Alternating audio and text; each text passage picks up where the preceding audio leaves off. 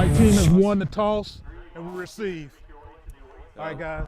Looks like the Cougars will receive. They won the toss for the first half, but James, some exciting stuff to look forward to this afternoon. Another semifinal coming up at 3 p.m., but Freedom Cowboys are looking for another crack at that national championship. Well, and like you mentioned, if you looked on paper, Freedom would be the favorite, and for all intents and purposes, they are. Hillcrest is the they're the new kids on the block. They're the team that hasn't been here. Freedom played for the national title last year. They won the SEC inaugural SEC championship, but Hillcrest is my dark horse. I got to see them earlier this year against Russell, and yes, they were independent. Yes, they finished 5-5, but they were trying to figure some stuff out. They were trying to work through some things. They've got it figured out. They rattled off 3 straight wins to end out the season. I love Hillcrest being here because this just throws a complete wild card in the mix in this tournament. Heat, Freedom, Evangel all know each other so well. And I was talking to a coach just last night. He said, man, it's hard to find film about Hillcrest. That is going to work to their advantage very well. Like I said, they're not familiar. Freedom, though, they come in, they're stacked. They're able to play more than 30 guys, which is the SEAC Conference, George Stadium, and get to see the tournament. It's an awesome way to close out the season. Again, the Freedom Cowboys, and you mentioned it, they were only allowed in conference rules to suit 30 players per game in conference.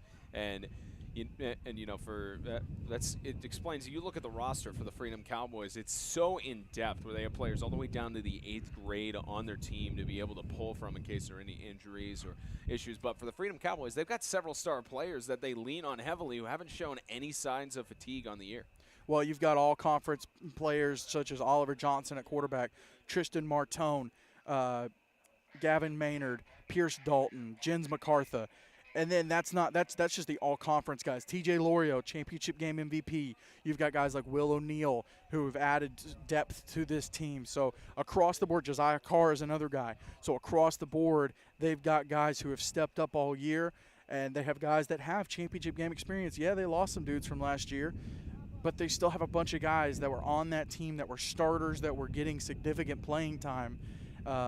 And, you know, they've got guys who know what it's like to be in this situation, to play the 2 games in 3 days. I know we don't like to make a big deal about it, but you do have to mention it. So in that regard, they have guys that are used to this mentally. You've got Coach Collins, who, you know, this isn't his first rodeo in terms of coaching or in terms of this tournament. And so him and his staff have that knowledge of how to manage the roster throughout this tournament. 2 games in 3 days. It just. I was like, where's the scoreboard? 2 games in 3 days, a challenge unlike any other, but Evangel Lightning 4 years have been able to successfully pull it off, and this may be the year, James, that we see a change in the champion for the NHSA tournament. You mentioned a possible dark horse in Hillcrest. You know, the Freedom Cowboys are excited to potentially have another crack at Lightning, but especially, we'll talk about it later as we get into the semifinal with the Tennessee Heat. Tennessee Heat is also looking for a chance at redemption, where they lost to the Ezekiel Academy Knights a few years ago. Yeah, like I said, both these teams know each other. There's a history of wins and losses, and, you know, we'll see what happens this weekend. Let us pray. Our Heavenly Father, we thank you for this beautiful day to come and to compete, to represent 2 communities on the field of battle.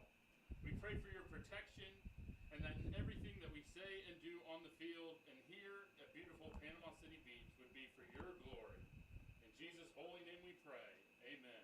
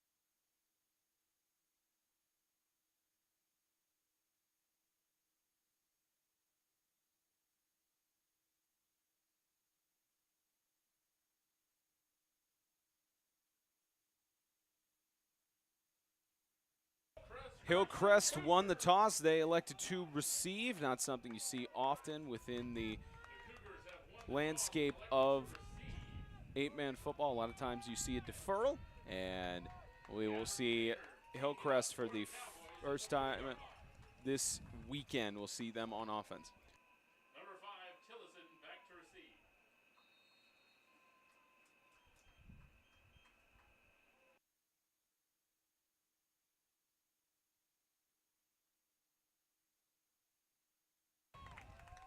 Freedom Cowboys will start, kick it off. Gavin Maynard, who's been incredible in the kicking game for team out of Huntsville. And the ball is muffed, loose on the ground, and waiting for a ruling. Hillcrest came away with it, Spence. Could have been dangerous there, but recovery by Hillcrest.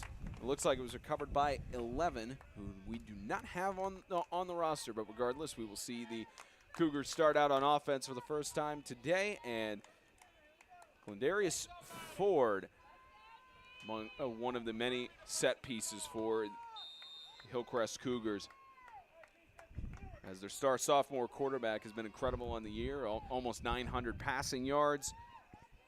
He's had a lot of action. It gives you some vibes of star quarterbacks throughout the beginning of their career that have been good to put up numbers and start some consistency. As this will be a keeper by DJ Thomas. Sophomore gets stopped behind the line of scrimmage, loss of 1. Well, they like to throw the ball, but they will also pound the football on the ground. And number 11 is Tone Tillison, a junior who has had an outstanding season for them so far. Of course, his brother Torian, senior wide receiver, plays a little bit of quarterback too, but Tone out at wide receiver and strong safety. Had him on the roster a little bit as 88, but changed to 11. As they'll get another carry to the right side. There's this Torian. one, Torian Tillison to the outside. Nothing the Freedom Cowboy defense could do. A touchdown. 65 yards. Torian has the gene, and no flags on the play either, but Torian has that gene where occasionally he will channel Lightning McQueen and just exude speed, just speed. I am speed. He has that knack where he can just bust a play open, and 2 plays into the game, Cougars are on the board. Not something you see normally from the Freedom Cowboys defense. First drives usually for teams end with a 4th and out. And you mentioned it about this potential dark horse team in the tournament. And already they're showing some signs of that very early on, though. Well, and even though Hillcrest was independent this year, they played some tough MAIS teams, and that put a lot of heart into this team. That was an attempted carry there by Logan Reel, the senior, stopped in the backfield. So the Freedom Cowboys at least get a stop on the 2-point conversion, a 6-0 lead. So Hillcrest decision paid off. It almost didn't pay off on the kickoff with the muffed kick return. Fortunately recovered that, and within 2 plays already getting a touchdown. And like you said, it's not often the Freedom's in this situation. Really only one other time, and it really would have been like Evangel. So, you know, they're not in this situation. This is going to tell a lot about this team. If this team is going to play for a natty and maybe even win it, they're going to have to overcome and build a lot of mental toughness today against Hillcrest. And Hillcrest comes in, nothing to lose. Absolutely nothing to lose. They don't have a reputation of coming to the tournament. They're not a defending champion like Freedom or Evangel. There's nothing to lose. All bets are off with the Cougars right now. Yeah, nothing to lose, especially with their head coach in his first season, Nate Carr. Team comes into Florida with a 5-5 record, and light squib kick to start this out. Another kick muffed there, but picked up. And Freedom Cowboys will have their first offensive drive of the game. And we will see, of course, the offense. You know, Oliver Johnson, what more can be said about him? He's a star quarterback in his own right, a senior now, final year with the Freedom Cowboys. And for several years, he's been such a threat in He's been such a threat under center, in the pocket, in the backfield, you name it. Oliver Johnson's been a great person. He's got so many great weapons around him that he can toss to. Man. Pass intended to the sophomore Logan Bryers, incomplete. Second down.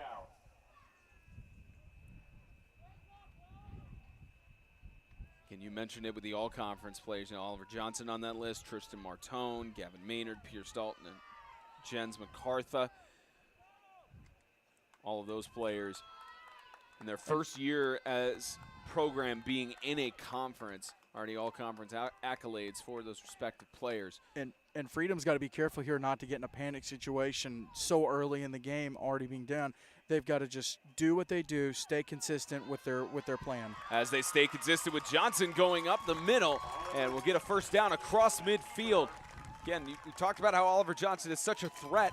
He's got so many people that he could pitch it to and pass to, but sometimes he'll just take it on his own. Well, we saw that last week in the championship game. Yeah, they used Loriot, they used Tristan Martone, but like you said, Johnson will put his head down and he will run you over. He's not scared to carry that football. He's got motion there. Faked it to Loriot. Same play again, goes up the middle, and it may move the chains for a first down here. And they'll rule it just short, 2nd and inches. If it works, there's no reason to not use it. And if they found something that they can chip away at this Hillcrest defense, they might as well. And you can already tell with the quick strike offense of Hillcrest and how quick they scored, Freedom's going to need to burn some clock here because they cannot get – it would not benefit them to get in a shootout situation with these guys on the first day of the tournament.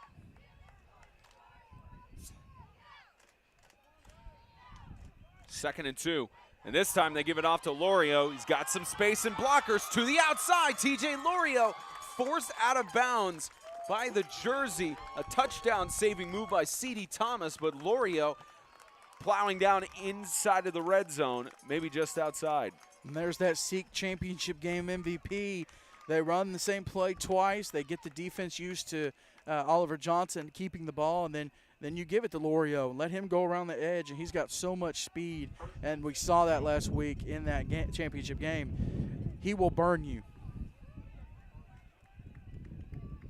Brings up a 1st and 10 on the 17.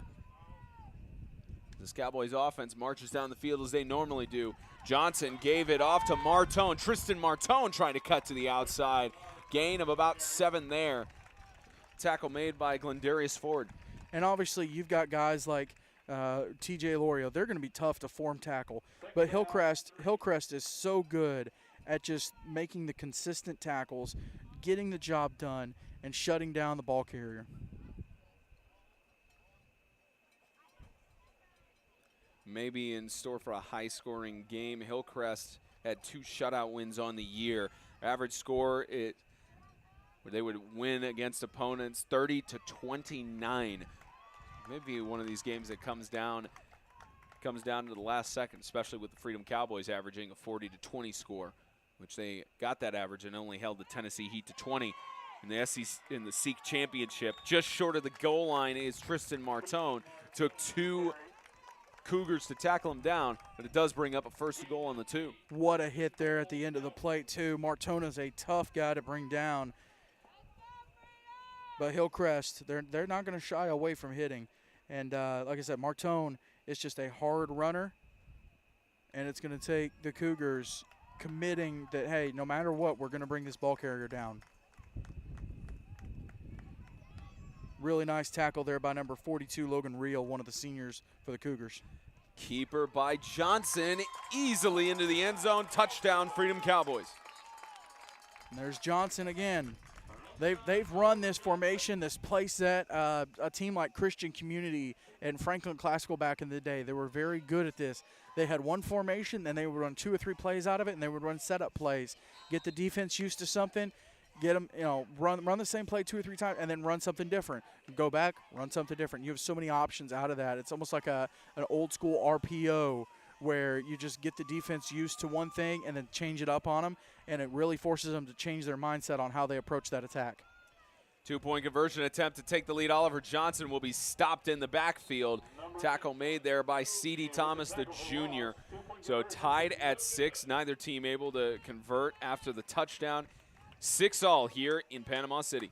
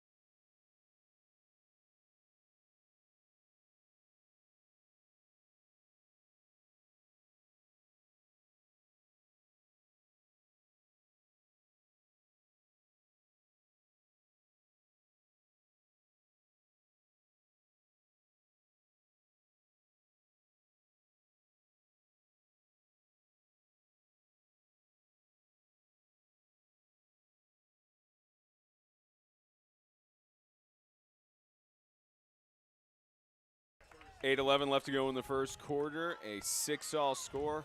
Neither team able to convert on their two-point conversions. Gavin Maynard will boot it away again. It's high up and to the outside as this will go out of bounds. Looked close there for Nathan Brown to potentially pick it up there. And you don't see that often. If it does go beyond the 10 yards where the kick goes, you can pick it up as a you can pick it up if you're on the kicking team in any circumstance, but not enough speed to get it there. Well, it's a good situation to let it, a good decision rather, to let the ball go out of bounds, because the out of bounds kick goes up to the 40-yard line. Oh, they're going to make him re-kick it. Yeah, and they do have that option, whether to re-kick the ball or place it where it went out of bounds. Re-kick. And there was our first penalty call of the day. And looks like his microphone is still on.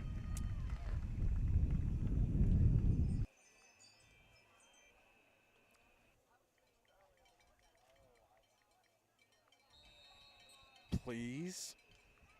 Jeez.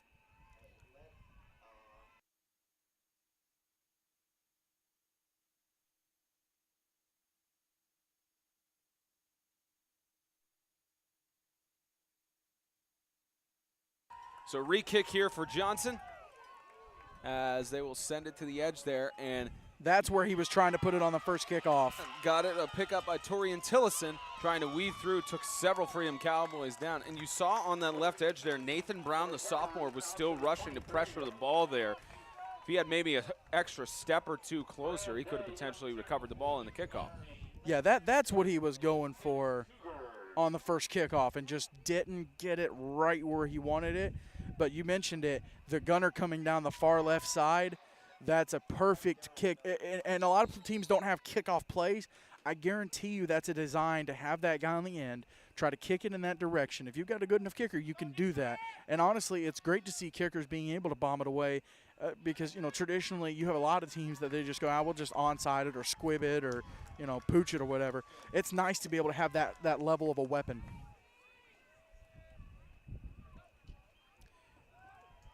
Second offensive drive for Hillcrest. It's a catch made at the line of scrimmage. Weaving through the tackles is Torian, as Torian will get up to about the 26-yard line. You saw he had some contact in the backfield with the defender, managed to outmaneuver it and gain about a yard. Well, and if you're going to do well in this tournament and really throughout the season, you've got to have guys that can do it at both sides. And you saw who made the tackle. It was TJ Lorio. He's not only getting it done on offense, but then you put him on the defensive side of the ball, and he's pursuing and he's making plays. And you have to have that to be successful in a stretch like this. Most valuable player in the Southeastern Extreme Conference tournament as a junior. We talked to him afterwards at the presentations. He was just so incredibly thankful to win it with his team and be able to make that accomplishment because of the team effort of the Freedom Cowboys. And he's, of course, excited for participating here and in Gatlinburg as tackle in the backfield, attempted carry there by Logan Reel.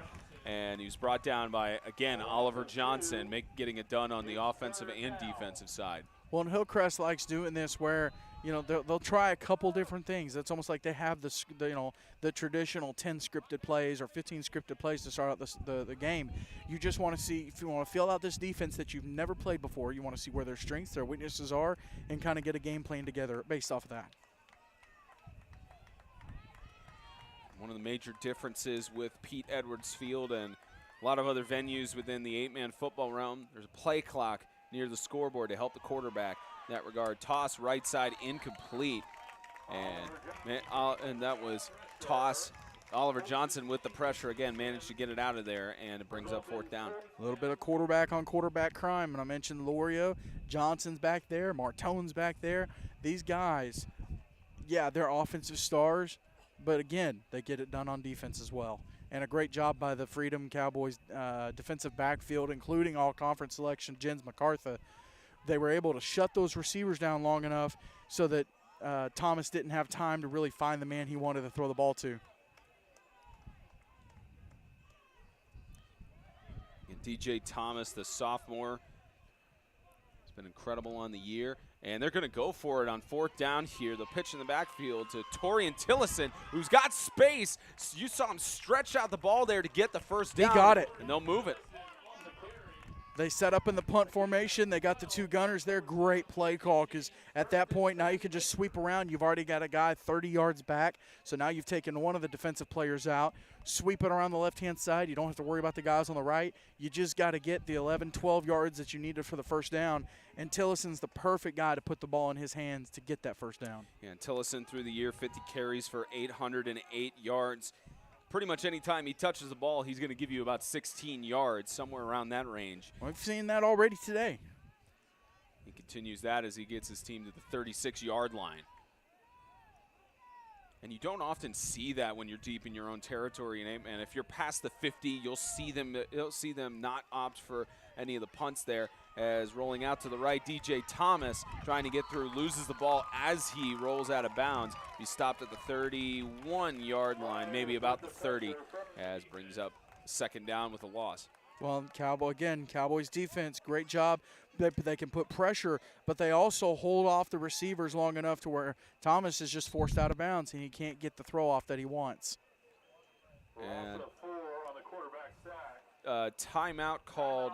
It's water timeout. Official water break. See that in Alabama. They'll bring that down to Florida as well with 5:41 left to go in the 1st quarter here in this 1st semifinal. 2022 NHSA National Tournament for high school 8-man football. We will step aside.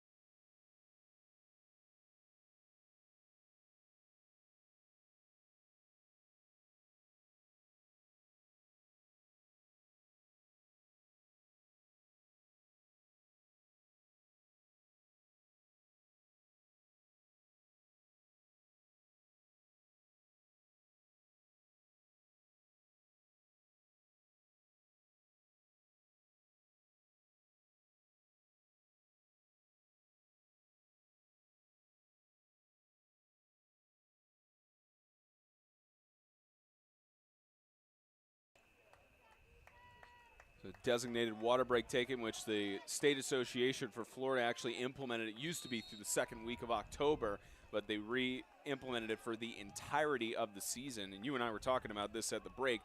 Just makes it a lot easier instead of a potential, 20 minutes of combined, injuries or injury stoppages for potential dehydration. All about player safety as tossed to the right side, high up, trying to make the catch. It's an interception. Picked off by Will O'Neill.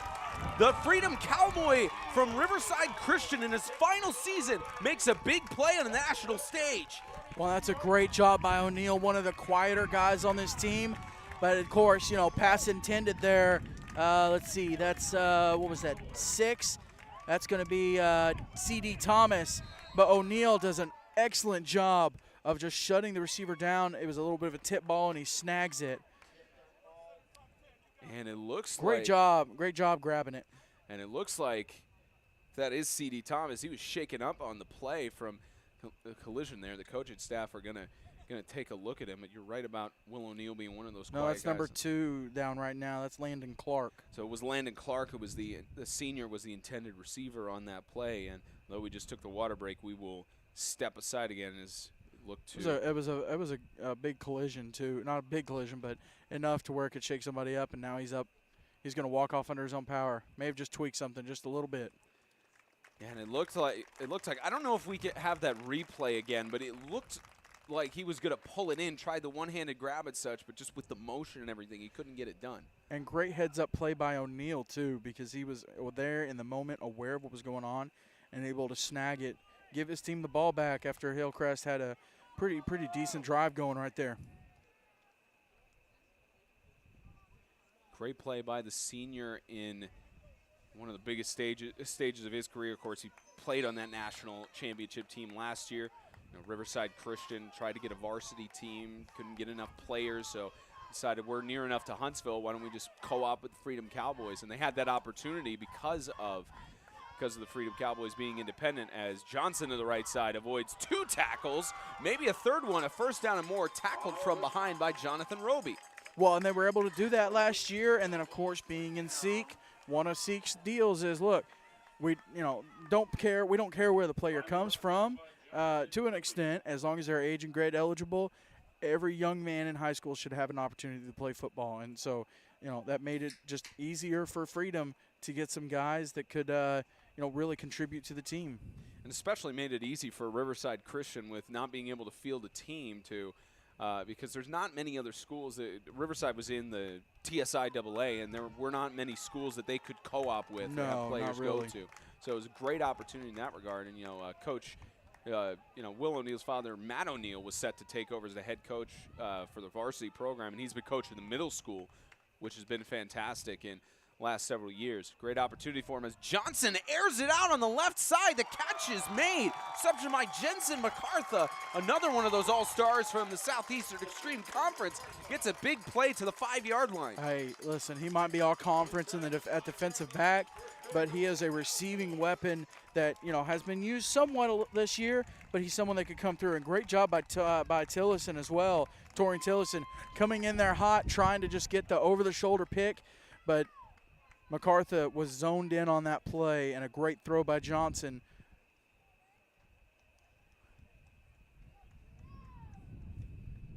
And Jensen MacArthur, all conference, among many others on this Freedom Cowboys. Music.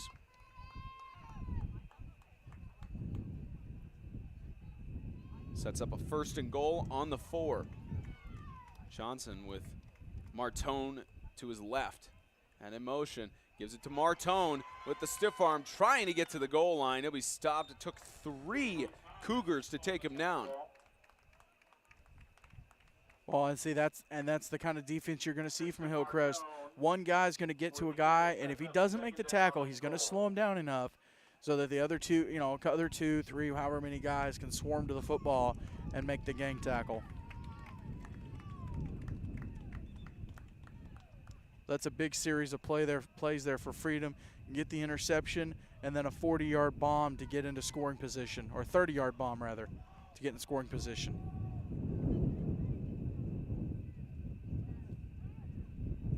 Second and goal. Johnson keeps it this time, fooled the defense, touchdown. If it hadn't been such close quarters, he would have fooled me too, but hey, listen, the young man can get it done.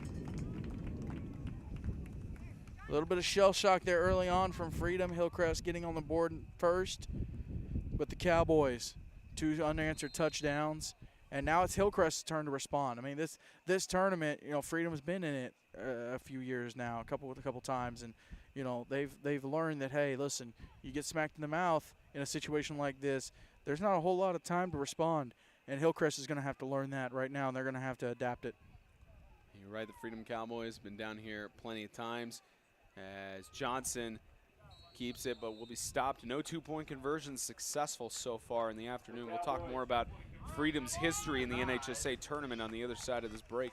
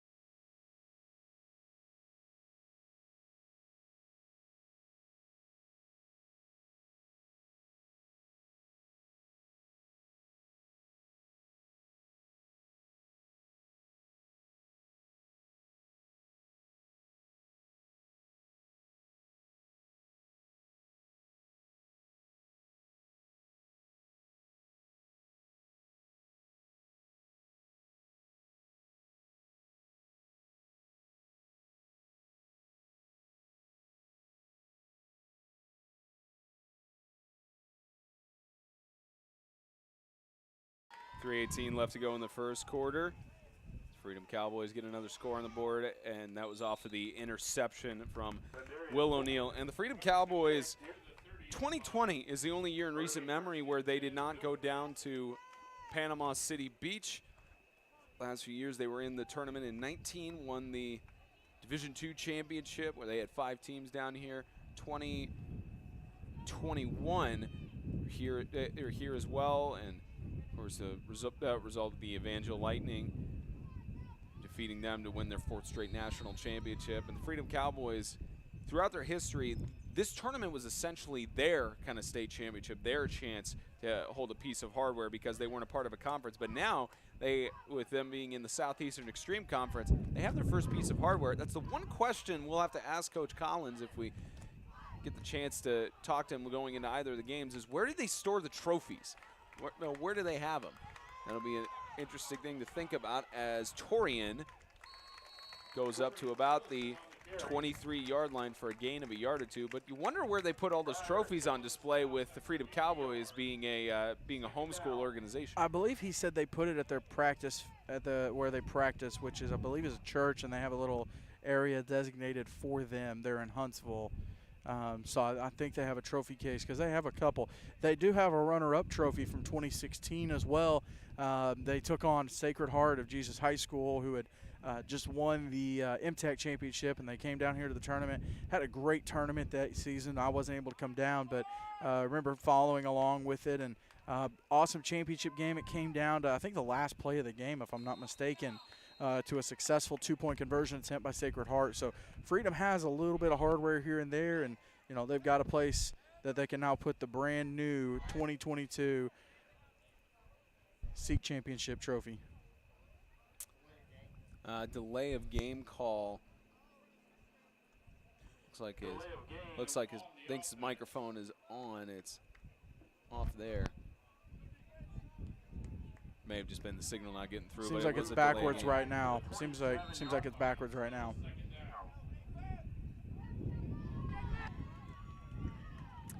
.220 left to go in the first quarter. Was a delay of game. Moved back 5 yards, and they got the 5 yards back. Prior to the snap. Offsides. On the defense. 5 yards. Still second down. There we go. So delay of game, move backward, and then offsides, move forward. It's a Wes McCauley moment. Mike's not on. There it is. It's for the NHL fans here. To his right, DJ Thomas looking for space there, and looks like one of the players may have collided into one of the ball boys. And Thomas forced out of bounds. Looks like he's all right. Thomas forced out of bounds there, but he's a hard runner. Ball boys up. I think Coach Gogman encouraged him or something about it. He's like, how come you didn't defend the tackle? Or maybe something encouraging in that regard. So he said, we cannot afford to be down a ball boy. Great encouragement there. The special teams coordinator and lead the athletic director as well for the Freedom Cowboys, Kevin Gokman. It was a pleasure to interact with him.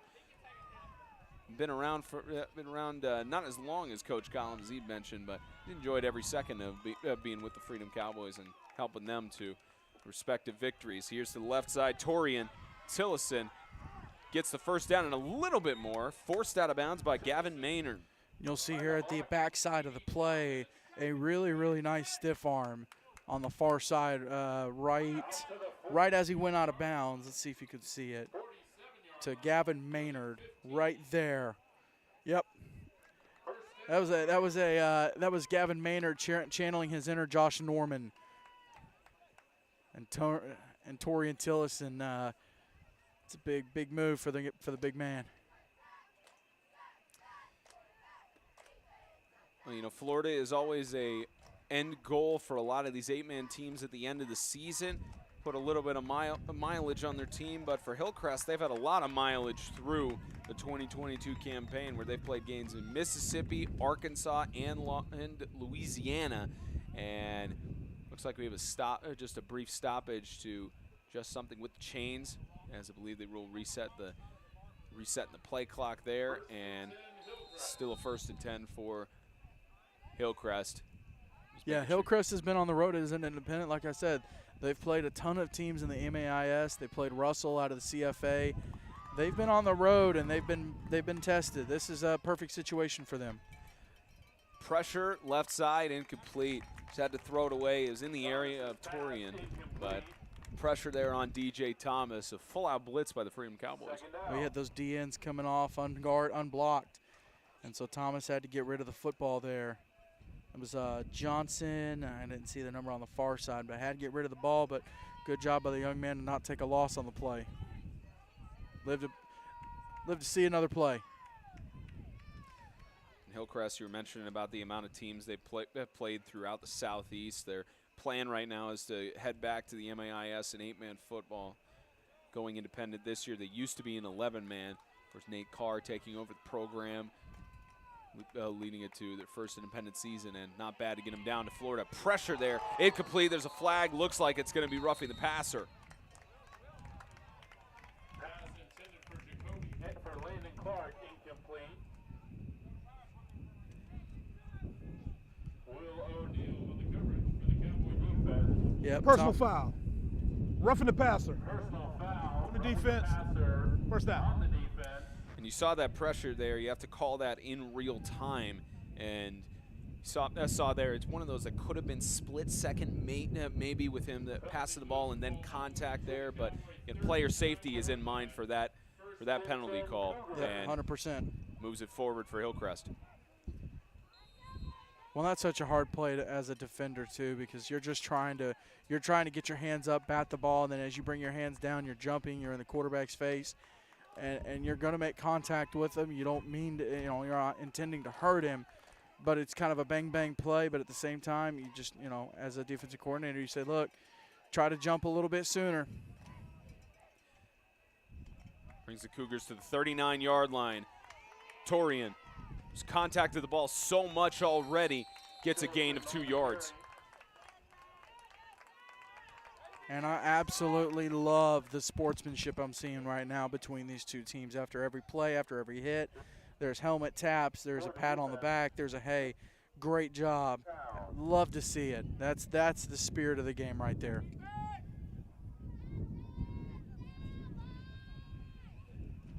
And Hillcrest might be the team that adapts the style of burning the clock. Keeping the ball on the ground quite a bit here.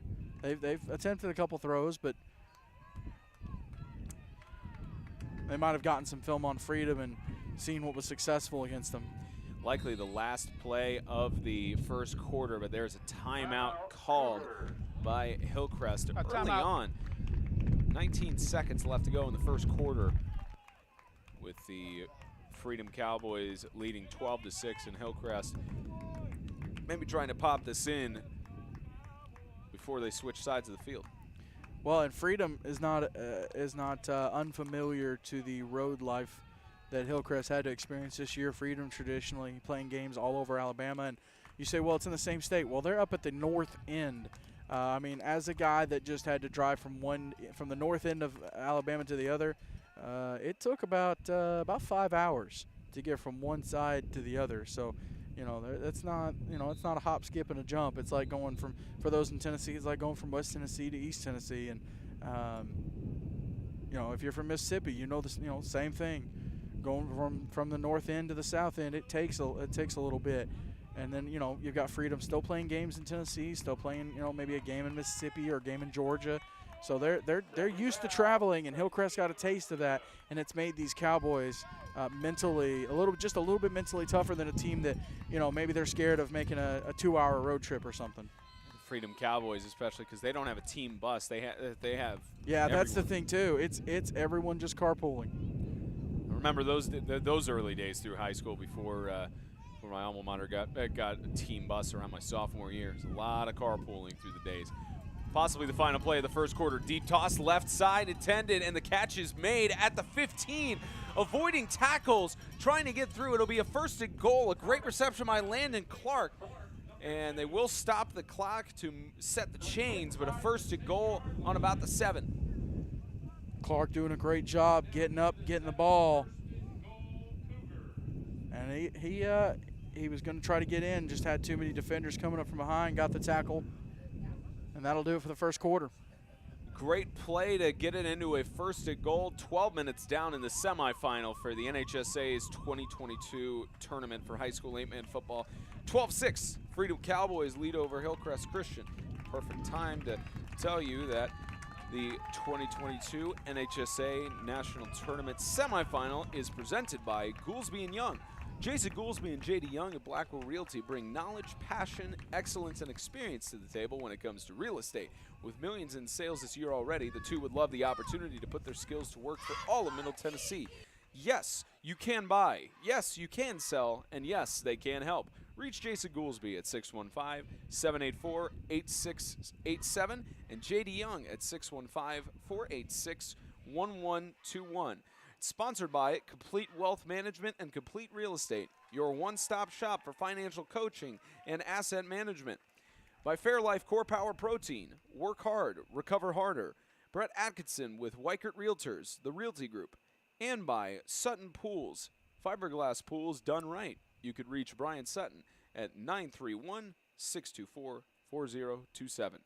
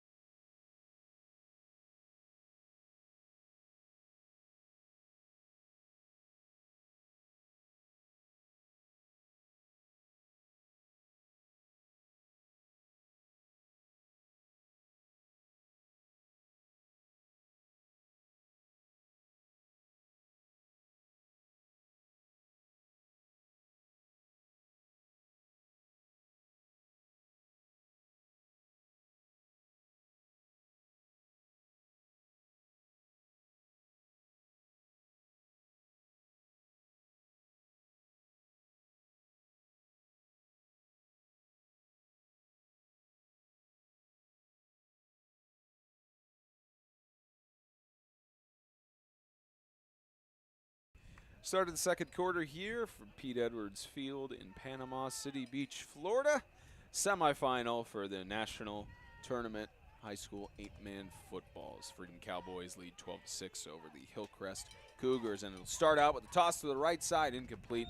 Just outside of the hands of the intended receiver, Tonia Tillison. Spencer Thompson, James Shannon, proud to bring you the action here. On call for, I believe, the 6th year straight. 8-man Extreme has done the NHSA I think it's 5 because I think we started the first year Evangel won it. Speaking of the Lightning.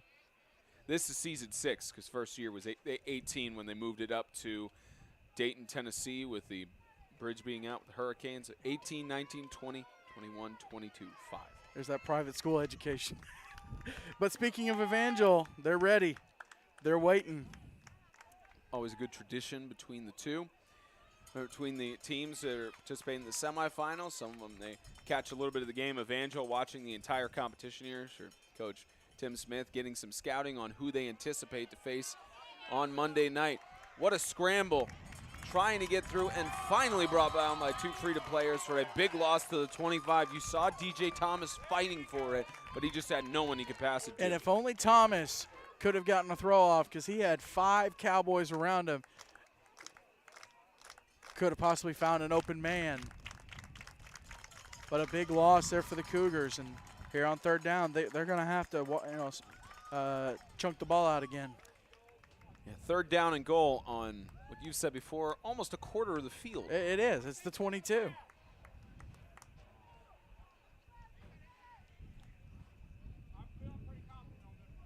Especially when you're this close in high school 8-man football, it's fourth down territory as I believe there was either a timeout called or false start because the center just immediately snapped it there.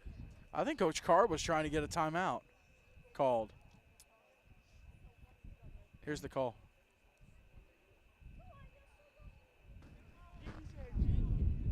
Prior to the snap, delay of game on the offense. So it seems like he was trying to get the timeout called. Play clock ran out, and then they were also trying to snap it before the play clock ran out. Makes it more than a quarter of the field on third and goal. Rolling to the right, looking for the catch, and it is made. A reception and a touchdown. Torian Tillison. That's some speed from the young man, and Thomas. He might as well have been standing on a $20 bill because that throw was on the money. Just a beautiful job by Tillis, and it wasn't a perfect throw, but it was a perfect job coming back and getting the ball. We got a tie ball game, Spence. Tie ball game. On 3rd and goal from the 27. That's stuff Freedom can't be doing if they want a shot at this national title. Dangerous to give up big plays like that, as no 2-point conversions have been made thus far through the first quarter. And now attempting it here. Hillcrest trying to push through the goal line, and that trend continues. Tied at 12 all. 10:48 left to go here in the second quarter, as the Freedom Cowboys got the stop there on the 2-pointer.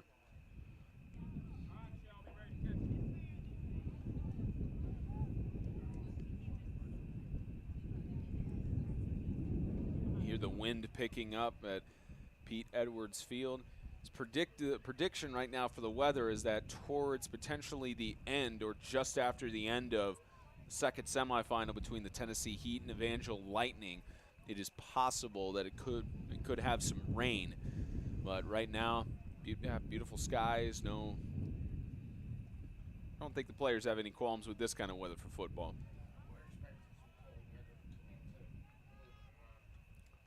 I believe Monday's forecast, the high is supposed to be 66, cloudy for national championship. It's always nice when it's chilly, and it should be a little overcast. Traditionally, the last couple of years, championship games been at night. This year, I believe it'll be pretty light whenever they play, with only having a couple games on Monday. We might miss that rain. Might still miss that rain, Spence. Chance has gone down, so we might get a beautiful afternoon and evening of football. Already had a great 45 minutes of it so far. 45 minutes to take down about 14 minutes of game clock. Booted away by sophomore Kalen Moore. Tried to boot it away and flag for. Be a false. Maybe a. Should be a false start. Offside. Little offside on the kicking team. Oh, there you go. Not my first wrong predicted call. You got whistles going again. And they do have to move it back to the 35 on this kickoff with a 5-yard penalty. Yeah, the 5-yard penalty means the entirety shifts back, not just the line. That would almost, you give an extra 5-yard kicking head start there for their kicker. It's actually, sorry, not Kalen Moore, it's sophomore Austin Morgan.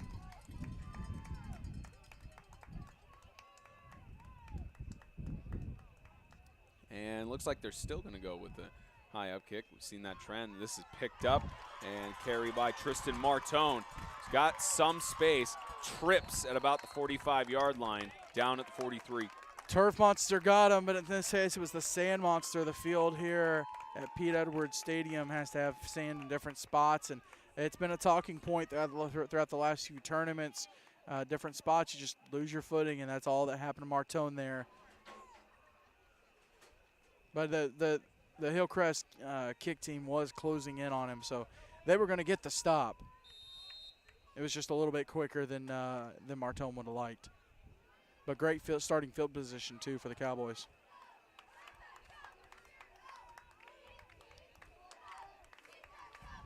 Seen the Cowboys start out with great field position like this before. For the most part, they've been able to capitalize. We'll see if they do it here. Johnson with the pitch over to Lorio. TJ Lorio's got some space.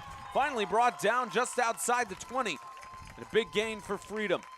Great execution on the RPO there on the option play by Johnson and Lorio. They've done this all year. They've got a chemistry. They did it all last season. And Lorio has really had to step up this year after the Cowboys lost Josh Butler, Raymond Hunt. He's had to become one of those key pieces, and he's done a great job doing so.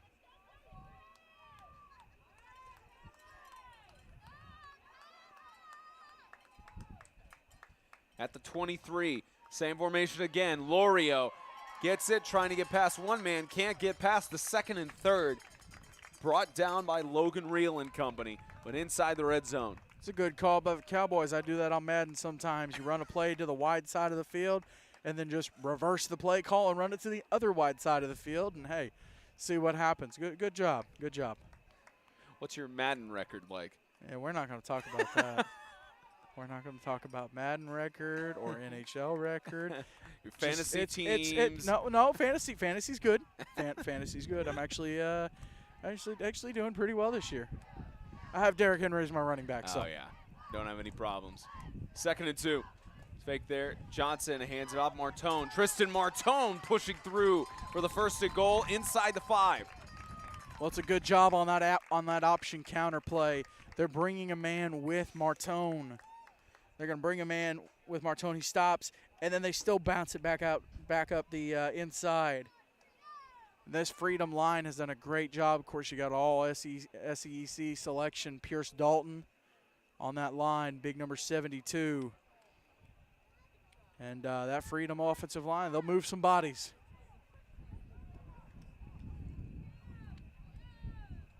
From the 4-yard line, Freedom Cowboys trying to take the lead again.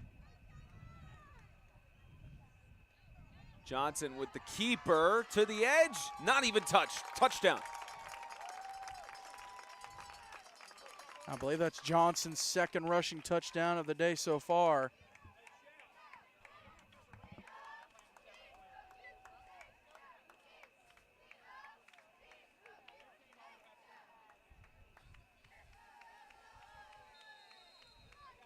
This is turning into a slugfest, Spence. Seen this a couple times throughout the NHSA tournament's history.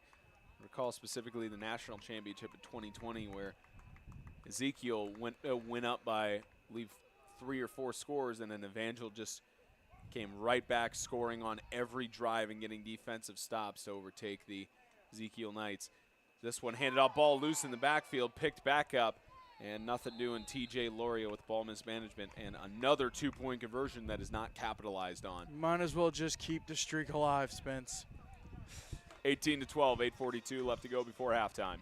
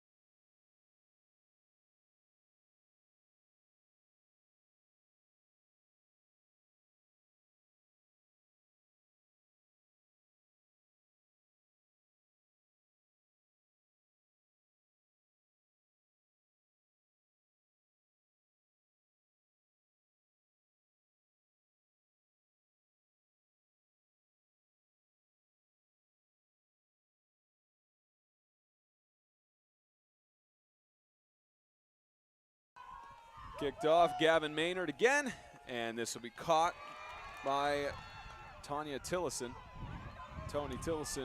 beg your pardon, as he stays in bounds on the edge, gets to about the 37-yard line. Decent field position here. Start out for Hillcrest on this offensive drive.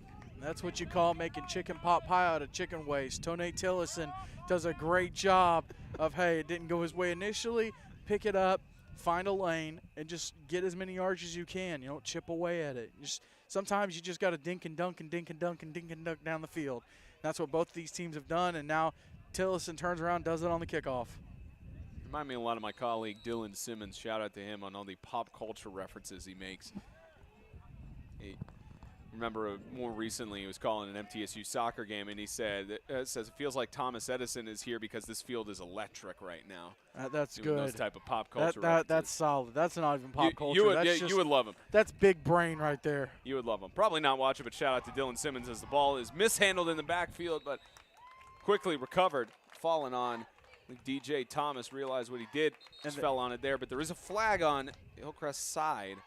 See if there's maybe an offsides. Could be a lucky break here for the Cougars.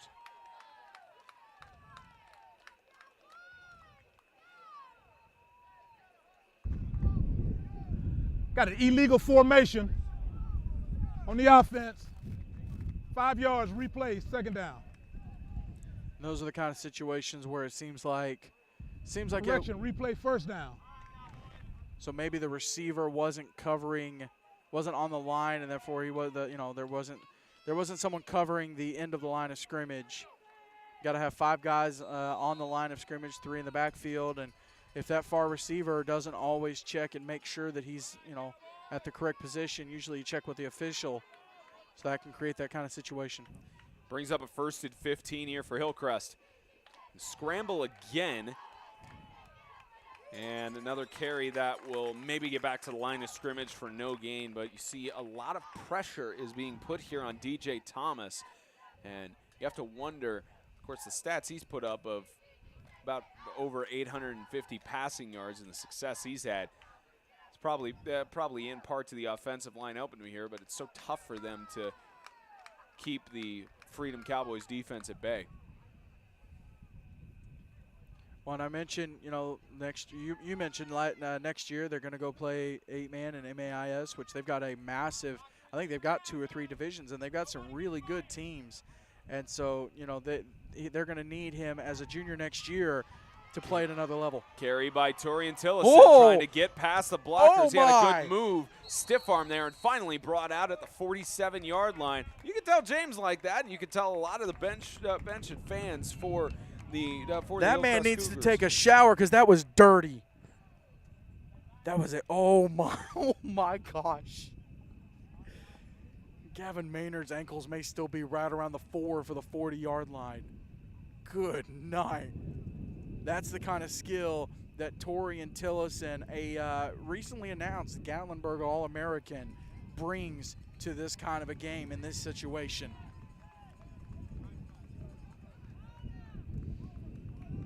Got out of bounds at the 47-yard line. Again, DJ Thomas looking under pressure. Tosses it as he's going down. He's in the area of Torian. DJ Thomas just feeling that pressure from Martone and Johnson. Listen, sometimes, you don't have to punt. You just throw the ball away, and it's, the better part of valor. I actually had to explain this a while back, earlier this week, watching a ball game, sitting there with my wife, and I think it was Aaron Rodgers made a play like that. And, she was asking why. So for those of y'all that don't understand, listen, sometimes you just throw the ball away in the vicinity of a receiver. It's a bad throw, but it just gives you another down. You don't lose yardage. You don't get guys hurt. Just throw it away. Start fresh. It's like a non-turnover punt. There's that quick snap again. Leave a delay of game coming up again. Prior to the snap, false start. This time a false start. And those offensive penalties are starting to stack up here for Hillcrest. You can see Coach Carr and his coaching staff are not happy with that one. Well, that 25-second play clock is something that guys, they have to get used to. A lot of guys used to watching the back judge and watching that. Once you get used to realizing, hey, I've got a clock, and someone like Thomas being a sophomore, knowing that, hey, I can look back and I can see, okay, I've got 7 seconds, get my guy set. That's a big advantage. Toss right side incomplete, intended for Landon Clark. And again, Hillcrest has to settle down. They've already proven they are not going to get blown out. They're not going to get, they're not going to get run all over the field. They can hang with this Freedom team, but they've just got to take a deep breath and make things happen. One of the biggest things that a team like Hillcrest with, about 20 guys, one of the things you can get intimidated by is looking at the Freedom sideline and seeing all the extra guys. Here's the thing, and this is the same thing when you're playing someone like Evangel or the Heat. They can only put 8 guys on the field at one time, and a lot of those guys are not going to get playing time unless it's a blowout. Pressure, DJ Thomas, nothing he could do. Brought way down, And it'll bring up a 4th down situation here at about the 34-yard line. Nothing DJ Thomas could do. Well, and again, they've already converted on 3rd and 27, or 3rd and goal from the 27 and scored a touchdown. This is something that's not impossible for them. Now they could punt it away, being this far back, you know, not really being in a position to take a shot at the end zone. Yep, they're going to sub in the punt unit. Now they did fake it earlier, so Freedom needs to be aware of that. But also on 3rd and, you know, like I said, 3rd and 22, I think it is. You know, they're you know, the wise decision would be go ahead and kick it away. Prior to the snap, delay of game. Offense. And another delay of game on the offense as they swapped the punting unit on. This will be our first punt of the game. When you saw them trying to sub that punt unit on there, it just took up some play clock. The junior Tony Tillison mishandles it, but he's going to carry it. If he could get past this final guy, he won't. You see a towel fly there as he got down to the 26. Frustration from Tony, and gives amazing field position for the Freedom Cowboys to go up by 2 scores. Well, that's the tough thing about the punt unit. You've got to have that long snapper that can get the ball back there, and when you don't, Got an official timeout, water break. When you don't have that that guy that can get the ball back, or, you know, maybe sometimes you just have a bad snap, those guys are still coming. They're still going to try to come get you and get the ball, or, you know, block the punt, and you just have to adapt on the move. Official water break on the field here in the 2nd quarter. 6:11 left to go. Freedom up by 6.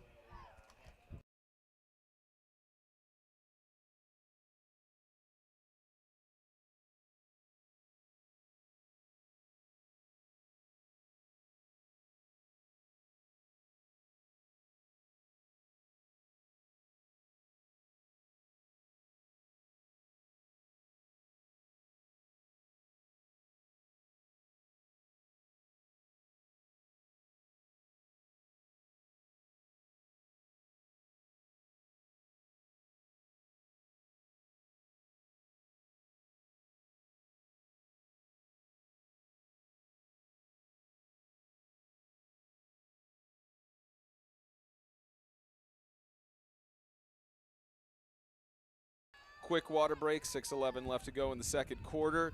Freedom Cowboys got a big stop on 4th down with the mishandled snap of the punt. And from the 36, it's a carry by Oliver Johnson, and the ball loose. Hillcrest recovered it. A quick turn of events. Chris Ragland with the recovery, and the Cougars have it back. Well, this was that option, and Johnson decided to keep it. And then you had Clark, great job ripping the ball out on the way down. Hillcrest, this is the kind of break they needed after that offensive drive, and a great job by those young men on defense to go, look, you know what? Let's get this ball back. Let's not let them go up by 2 scores. Let's make this happen. And Freedom's not happy at all. You see Tristan Martone there.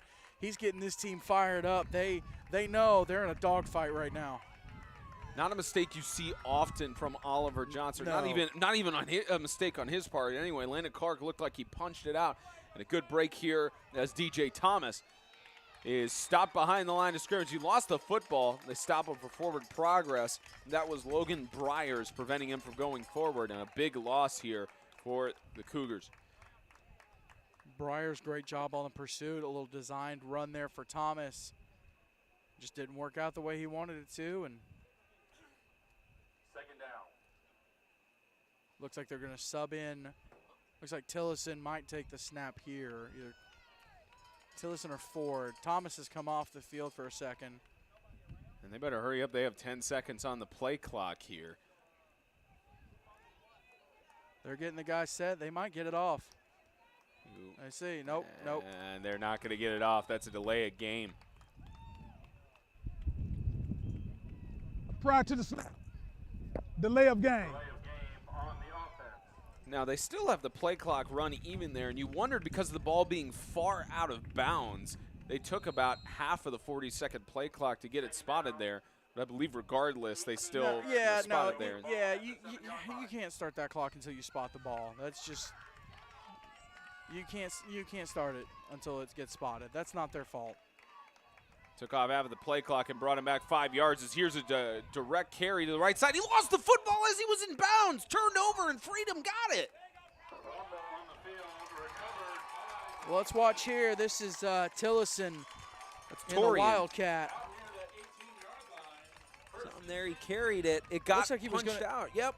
Either punched out or looked like maybe he was going to try to look at lateraling it. Yeah, you're right. May have tried to pass it backwards there, but what turned out to be a blessing for Hillcrest is turned back over, and the Freedom Cowboys are in the red zone on the recovery.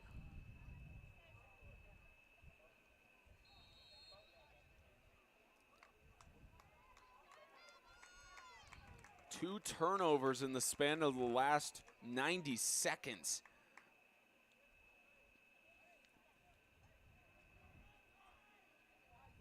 Johnson alone in the shotgun with motion. Give it off to Lorio. TJ Lorio with one man to beat. Touchdown. That's that jet sweep right there. Give it to him, and that young man has so much speed that he can beat you around the edge. And you see Hillcrest loaded up there in the box. Only a couple guys on the outside. Ford was trying to get him, but to no avail. That's that 2-touchdown lead that Hillcrest was trying to avoid when they punched the ball out of Johnson's hands.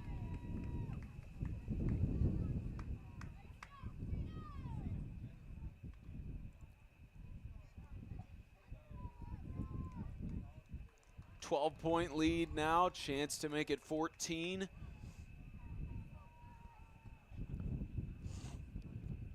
Johnson. And off to Martone, untouched. First 2-point conversion of the game made. Makes it now 26-12. They put the ball in Martone's hands, and the senior, who was named All-Conference, puts the ball in the end zone. It's a big. That's a big 2-point conversion too, because now it puts a lot of pressure on Hillcrest all throughout the game. There really hasn't been a whole lot of pressure on team. Okay, well, if we don't get the 2-point, it's all right. This puts pressure to get the 2-point conversion. 14-point lead, especially with Hillcrest. As far as we've seen, they do not have a field goal kicker. Same thing with the Freedom Cowboys. May not see the goalposts used throughout this tournament. Well, Evangel and Heat both have kickers. Now, if they use them, that's a different story. But Heat like to kick. Heat and Evangel like to kick extra points. Field goals, maybe not. But I believe in the second game we'll see it, and depending on who plays in what game on Monday, might see them use both games. Might only see them use one game. And well, no, because depending on what happens later on, I had a complete brain cramp. Depending on what happens today, we'll see it used in both games on Monday. And the unique procedure they have here at Pete Edwards Field is that all extra points are kicked at the end zone closest to the radio cell tower here, which the wind is blowing against it. So that'll be interesting going if the wind doesn't die down here heading into that second competition, as well as on Monday for how that situation goes with wind blowing from the direction of the cell tower. The west end is the compass direction of that. That would make extra points and field goals very interesting. Get a little gust right about when you go to kick. And so now Maynard is going to kick it off from the 35. Had a good line drive kick going on the initial kickoff. As they're going to go for an onside kick here, and the flag for. They're going to get a false start again. False start at a legal procedure. Or offsides. We've seen that be called on the kickoffs today too. Again, the kicking team was offsides, moving the ball back to the 30-yard line. And that quick rush kick that they like to do when they kick onsides and stuff, that can happen. You got to be careful.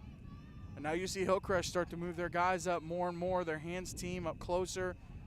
If Freedom's going to try it, nope, they should be kicking it away on this one. So Cougars are going to back up. Tillison's back to return this one, Spence.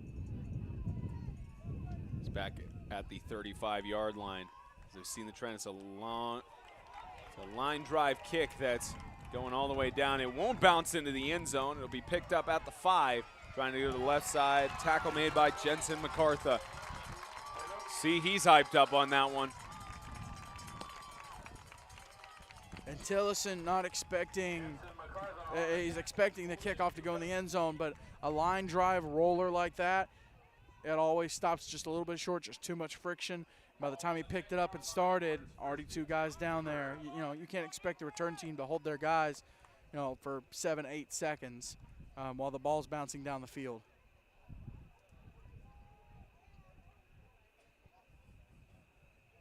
See if Hillcrest can respond from the last 2 touchdowns and 2-point conversion from the Freedom Cowboys.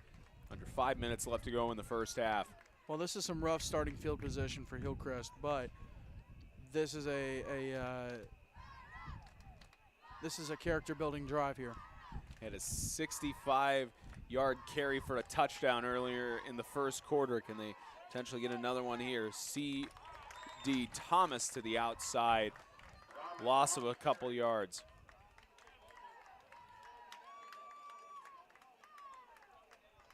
And his brother DJ back in at quarterback for Hillcrest.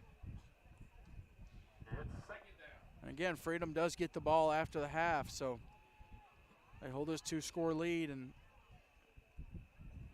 who knows what they could do coming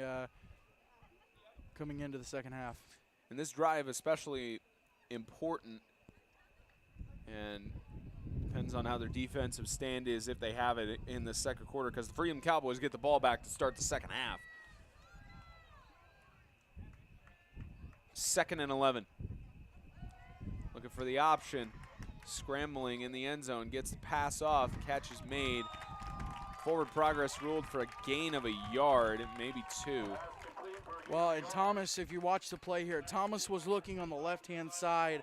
I believe this was this was Clark he was looking for, but Clark stumbles in his route, and so Thomas has to go to the opposite side and just find the man that he can. And he does get a yard to his credit.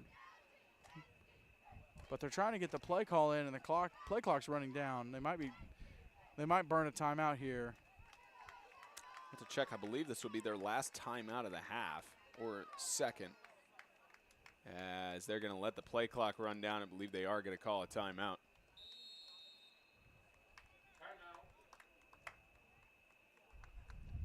Got a timeout. Offense. It's a timeout there with 3:06 left to go in the first half. Hillcrest will take it over. I believe that is their second timeout, 1 remaining.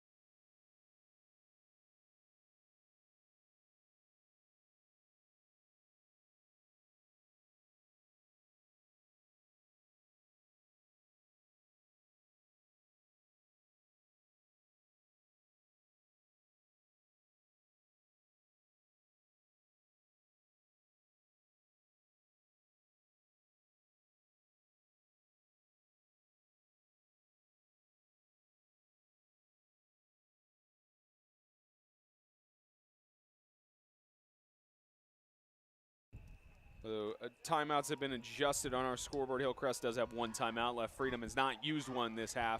And scramble, airing it out deep on the left side. It's an interception picked off by the Freedom Cowboys. Gavin Maynard. I don't like this, Spence, because it looks like Ford was interfered with. If you watch this on the far side, On the near side, rather. Right there. Right there. Made it to where he couldn't get. I don't like this. That's a defensive holding call all day long. I don't like that. No call given. The Freedom Cowboys will take over on downs again, and a chance to do even more damage, as again they will get the ball to start the second half. Wouldn't be surprised if we see maybe an onside kick attempt from Hillside Christian coming out of the locker room. I beg your pardon, Hillcrest. From the 33, shovel to Martone. Right side, gets out of bounds. Lorio. And brought down. There's a flag from the backside for a late hit or unnecessary roughness. And add more yardage there for the Freedom Cowboys. Now the officials are discussing it just to get a confirmation, and you saw it there. I'm watching the replay back. I don't think that there was a late hit. I think it was a bang bang play, and they were halfway out of bounds, and then there's the bench and just. After the play was over, personal foul, late hit out of bounds on the defense, first down. Yeah, looking at the replay, it's tough. Again, think about real time, seeing it from the vantage point of the one who threw the flag, which was Whitecap in the backfield. You look at maybe there was something going on, but it's tough to make that call in. That call's got to be made by the side judge, though, on the near sideline. From the 14-yard line, 1st and 10. Here goes TJ Lorio to the left side, trying to get to the pylon. Touchdown.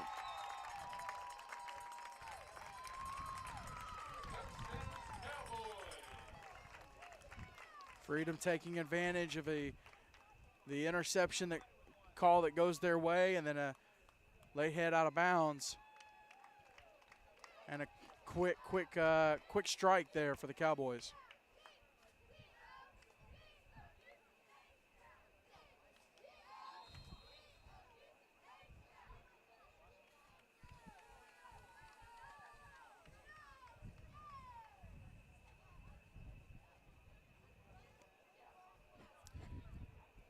A 20-point lead right now. Chance to make it 22.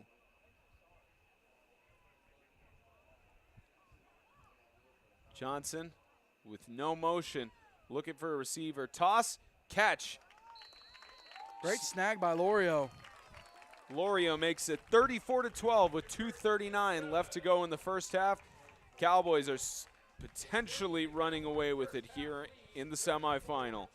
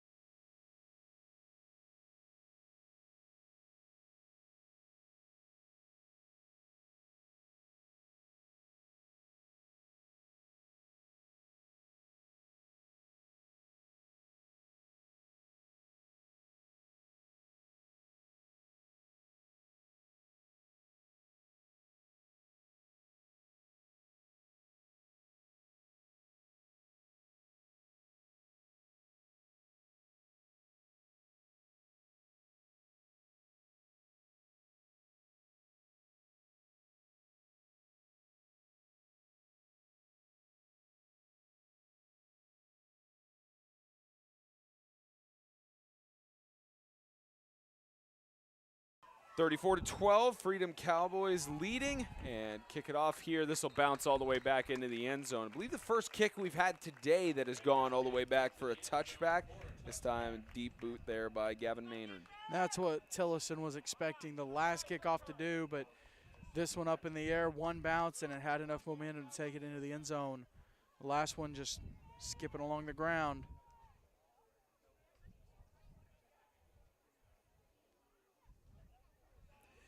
3-score lead here for Freedom, but Hillcrest isn't out of this.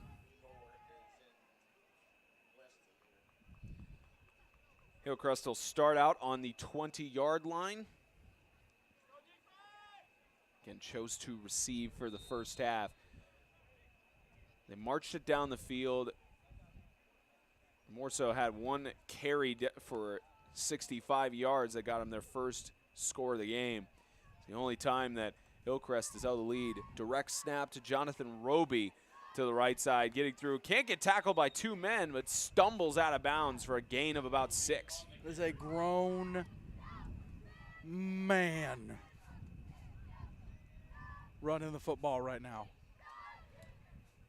Jonathan Roby, another All-American, Gatlinburg All-American selection. So congratulations to him. Yeah, the committee for Gatlinburg All-American games and the new Rising Stars Edition games, they just sent out their selections recently, so we know the majority of the players who have been excited about that. A lot of players on each of the teams competing here in the national tournament are set to head to Gatlinburg. There's motion there, and it looks like it was a false start. They finally get the call there. Thought it might have been a free play. Prior to the snap, false start.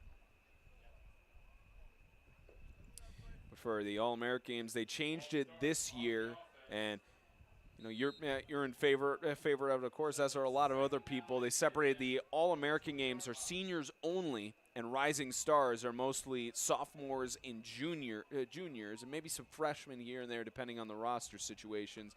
Talk about that after this play. In a scramble here, they put in, and the catch is made across the left side. Tony Tillison trying to get through, and he's brought down there by Jensen MacArthur. So they made the swap at quarterback to Jonathan Roby, the sophomore, and gets a gain of a few yards there, still a loss. But to go back to the Gatlinburg situations, you see the replay. Seniors are the ones who play in the Gatlinburg game as Got a timeout. Defense. Timeout called here by the Freedom Cowboys, their first of the first half. And, you know, we've covered the All-American games the last several years, and it just gives, you know, more opportunity to the seniors for the last ever game of their high school careers. And it gives, you know, the seniors that huge nod to get a bigger pool of seniors in that, because what you had in the past was juniors and sophomores were in the roster, and there's a lot of guys who were definitely deserving on their statistics level, but now it gives more opportunity to more seniors who are just as good and deserve to be highlighted. Well, and you can also get a ton of sophomores and juniors that, you know, maybe they didn't have the season they wanted. Right. Maybe they weren't on a great team, but they're still a good player. They have a lot of potential and had a good season, and it gives them a chance to shine as well. And then, like you said, you get to have a game that's full of seniors, and I think there might be a couple juniors maybe mixed in there, really good juniors, but you get a game that it's all young men playing there in the last game, and that puts a different level of urgency on the game in that situation, as opposed to, you know, you're trying to line up and compete for plays with a guy that's still got 2 more years of eligibility. Yeah, so the Rising Stars game, that'll be a new addition for the Gatlinburg All-American Bowl games, and they'll have the full senior game. Both editions, Rising Stars and the All-American games, are for 8-man and 11-man football. Right. 3rd and 10 across the middle, tipped up. What a catch! What a reception there by Tony Tillison in double coverage, and gets the first down.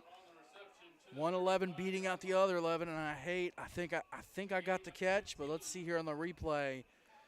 1st and 10 Cougars. Oh my goodness. Oh, right on the edge, barely got it. Great job by Tillison there to haul that ball in, and the concentration to get it going, now under 2 minutes. Officially now the 2-minute drill as they scramble here. Look at trying to pass it over, incomplete. Toss that up to the stands. It's about 10, 15 feet below me, or I'd have tried to snag that. It'd been like the situation the commentator at the baseball game had the foul ball come back in the booth, and he snagged it with one hand, barehanded. Been that kind of deal. I'd have just snatched it up. But no, so the Rising Stars, I believe it's an 11-man game, but it's going to feature players from 11 and 8. And then the Gatlinburg All-American Bowl is the 8-man game and the 11-man game. Yeah, yeah, I had that happen to my analyst last night when in Tuscaloosa for SEC volleyball. Analyst caught volleyball that went straight for her. Carried to the right side by DJ Thomas. Looks like he'll get the first down, and a good clock management. Stop it with 1:38.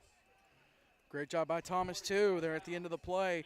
We've seen Oliver Johnson with some hard runs, and Thomas himself not afraid of a little contact. And like you said, great job getting out of bounds. They've got one timeout left, so they've got to preserve it. One timeout left and down by 22. And Tone Tillison has come off the field for this play. Let's see what the Cougars have designed.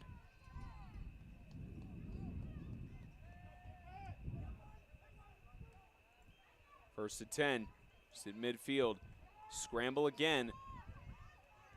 See spin moves being made, and the tackle made by Tristan Martone. You saw he was spinning there trying to get out of his defender, made a result in a tackle for loss, and Freedom Cowboys will use their second timeout of the half. Their defense trying to hope that they could get the ball back. Defense. Good job by that Cowboys defense. They were on one side of the field. They shut down the play. And then you have Thomas reverse field. Next thing you know, he's trying to run the ball, and the defense is there following him, too. Great job by them to adapt to whatever's going on offense and be where they need to be. Defensive coaching staff talking it over with the Freedom Cowboys, trying to get the stop here on a 2nd and 11. I believe former player Brett Oliver, the defensive coordinator there for the Cowboys, and a lot of potential, a lot of experience.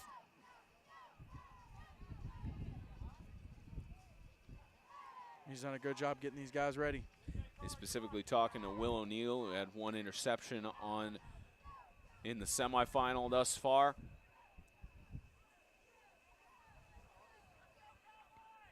Second and 11 coming up here as the Cougars try to march it into the end zone. Try to get some momentum going into halftime.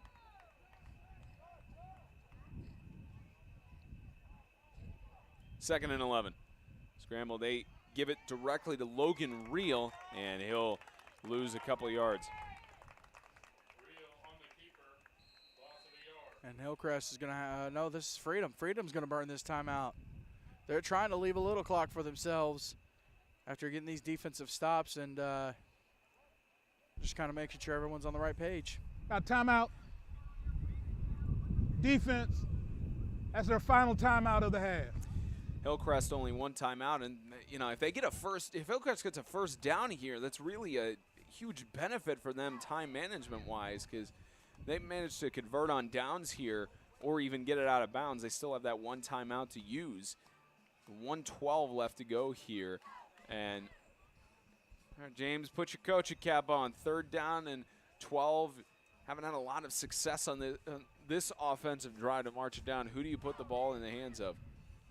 Well, I just as sure as I am that it's cloudy outside today, I'm sure that they need to put the ball in the hands of their best guy, right, that I've seen so far today, and that's Torian Tillison. You got to put the ball in the hands of that young man and let him go. You got to give him a little blocking, got to give him a little help, but you got to just go with it. And right now they're using. I believe they're playing Real at quarterback right now. You do a full-out blitz here if you're the Freedom Cowboys? No. Oh, they got him. And not like it's going to matter. It's a 5 yards back. Probably delay a game or false start. Waiting on I think. I thought Freedom moved. We'll get the call. Prior to the snap, false start. False start called. On the offense, 5 yards. Moves the ball back to the 41-yard line. Moves it back for a 3rd down and 17. Looking for the option. We'll just Toss it over. This is Roby, and he'll be brought down by several Cowboys. And now you've got 4th down and 20. Well, they were going to have to double team that tackle. Roby, a big guy. And just a recall, mentioned Brett Oliver being a former player for the Cowboys, graduated in 2018, so he was a senior playing in 2017. He's a guy that came up here to this tournament and played for the Cowboys in some of those early on games when they came to Florida. So he's got experience here too, and he's done a great job with this defense so far this year. What was the average score for Freedom? I believe it was 40-20, the average score? Yep. Yeah, so holding opponents to, 3 scores, pretty solid job by the young man. Yeah, looking closer to that average team score, and whistles blow there, and final timeout used by Hillcrest. Looks like it was probably intentional to try and run down this clock. 24.6 left on the offense. The game clock, so That's no more timeout timeouts. of the half. No timeouts left for either team. It's a perfect time to let you know that the 2022 NHSA semifinal for high school 8-man football is brought to you by Goolesby and Young. Jason Goolesby and J.D. Young of Blackwell Realty bring knowledge, passion, excellence, and experience to the table when it comes to real estate. With millions in sales this year already, the two would love the opportunity to put their skills to work for all of you. Yes, you can buy. Yes, you can sell. And yes, they can help. Reach Jason Goolesby at 615-784-8687. J.D. Young at 615-486-1121.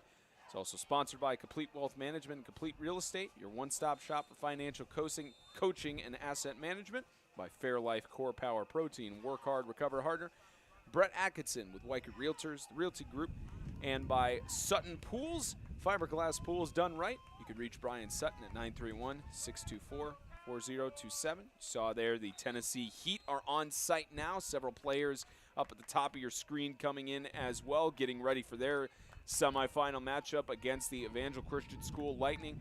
Game set for kickoff at 3 p.m. That ain't happening, But Spence. with the way that this has gone, this semifinal has gone down with clockwise, it's probably going to start a little bit later as we get a double pitch to the backfield, tackled in the backfield just shy of the 20-yard line, and now 17 seconds for the Freedom Cowboys to work with no timeouts to do some more damage here heading into the locker room. You know what? I think Freedom takes a shot here. I think Freedom loads their guns. They load up that big arm of Oliver Johnson. Let him take a shot downfield. Now, you could hit Jens MacArthur, Will O'Neill, T.J. Lorio. Shoot. Put Tristan Martone down there. Take a shot to him. Or they could run a little trickeration here. Okay, well, O'Neill and MacArthur are no longer options because they're coming to the sideline. So you also have Gavin Maynard. I somehow forgot about him, but Gavin Maynard is an option too.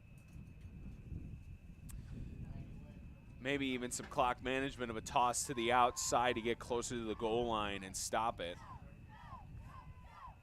We'll see what they do here. Johnson, alone in the shotgun. He's got time towards the end zone. There's the shot you were looking for through the hands of T.J. Lorio. Could have been the hero, but it does benefit because they do have 11 seconds to work with. Great throw from Johnson. And Lorio just not able to haul it in. Great job by the offensive line there. Freedom. You can see how frustrated he is. Wants that one back. Well, in that offensive line, great job giving Johnson enough time to take that shot. But in fairness, it does stop the clock.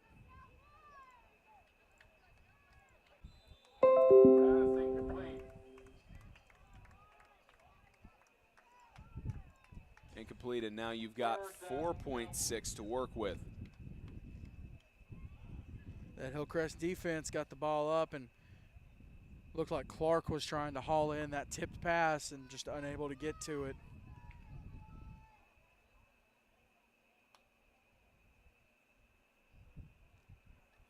One final play, probably barring a defensive penalty for the Freedom Cowboys. See what Coach Collins coordinates here. They've got 5 seconds on the play clock to work with. They're going to take the 5-yard penalty. Looks like they're going to. It's all right. Give yourself a little more time to prior to the snap. Get the play Delay of call. game. Especially with how far the distance is. Maybe if it was closer to the goal line, it would matter more. But They just take the delay of game penalty. 3rd down and 15. See if it benefits them here.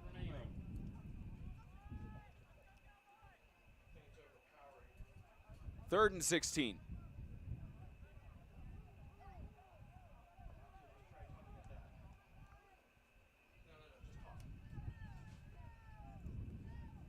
Pressure, toss, and incomplete. Looked like possibly a chance for an interception, but that is hit the ground. Hit the ground. That'll be the end of the first half in this first semifinal for the NHSA tournament for high school 8-man football. 34-12, the Freedom Cowboys lead it over the Cougars of Hillcrest Christian School. And we'll be back in about 12 minutes for the start of the second half. Don't go away here on 8-Man Extreme.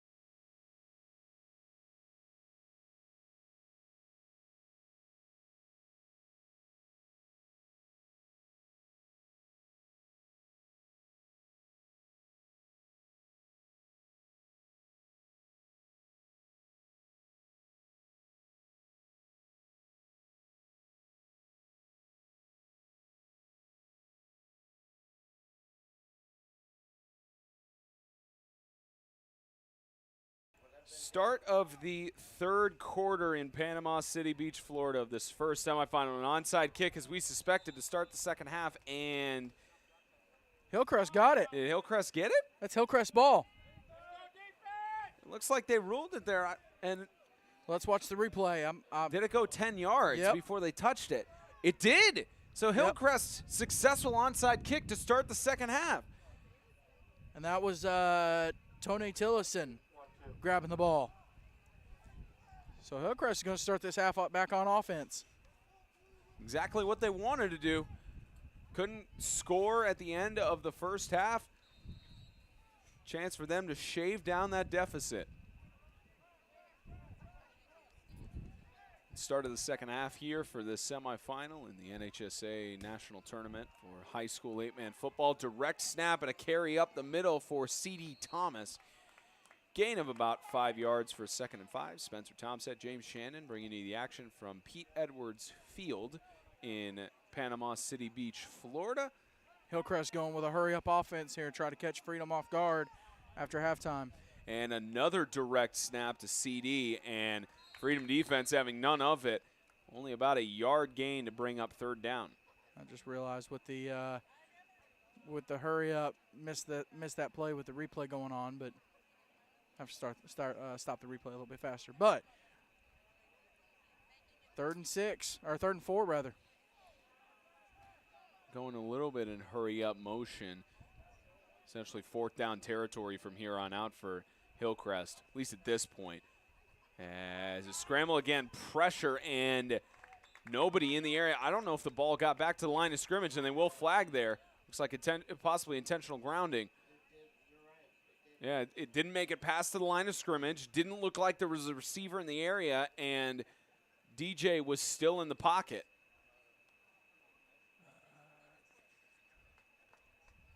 At least on my non-officiating experience measure, that should be intentional grounding. And our clock op is confirming it was. And can't hear the announcement from the referee there. Ticked his mic off, but it's 4th down. And a loss of down as is the norm.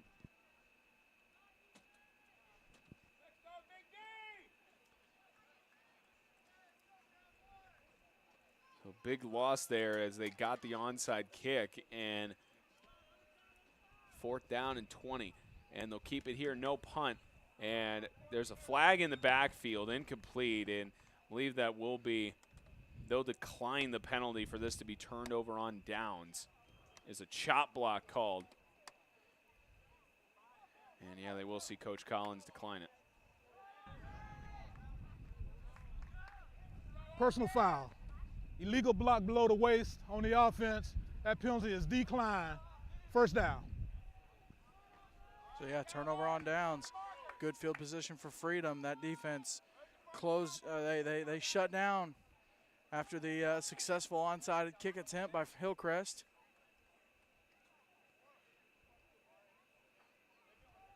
Freedom with a chance to really put this game out of reach. Now watch this play, Spencer. Okay, Martone is off the field. They ran a play last week where the guy looked like he was coming to the sidelines. He didn't go all the way. That may have been somebody else. Catch is made. Logan Bryers to the outside. Logan Bryers, the first touchdown for the Freedom Cowboys in the second half, comes from the hands of the sophomore. And no flags on the play. Bryers just on the out route, nobody covering it. Or there were 2 guys there, but looks like 12 loses containment.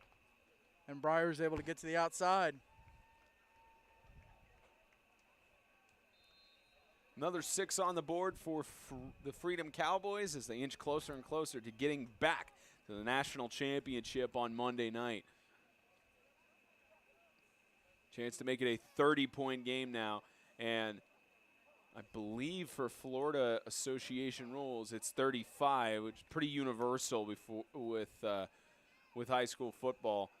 And you think about if the other 2-point conversion has been made, there's a flag down. 2-point conversion successful at the moment, but we'll check the flag. It's on the sideline there, maybe pass interference.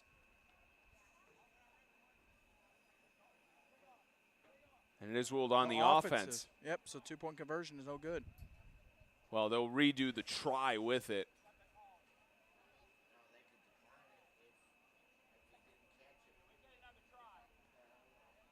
I believe the ruling, yeah, they can decline it if he can't catch it. I didn't see the signal there. I believe it was,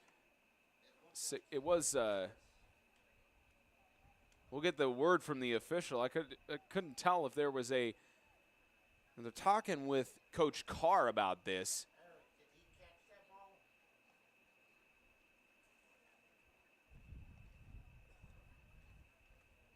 Yeah, I think if they accept the penalty, they can try it again. If they can accept it and they can choose to enforce it on the kickoff or make them try again, they're going to make them try again. Yeah, I guess the ruling was No, they're going to do it on the kickoff. completed catch. Well, we'll get the call.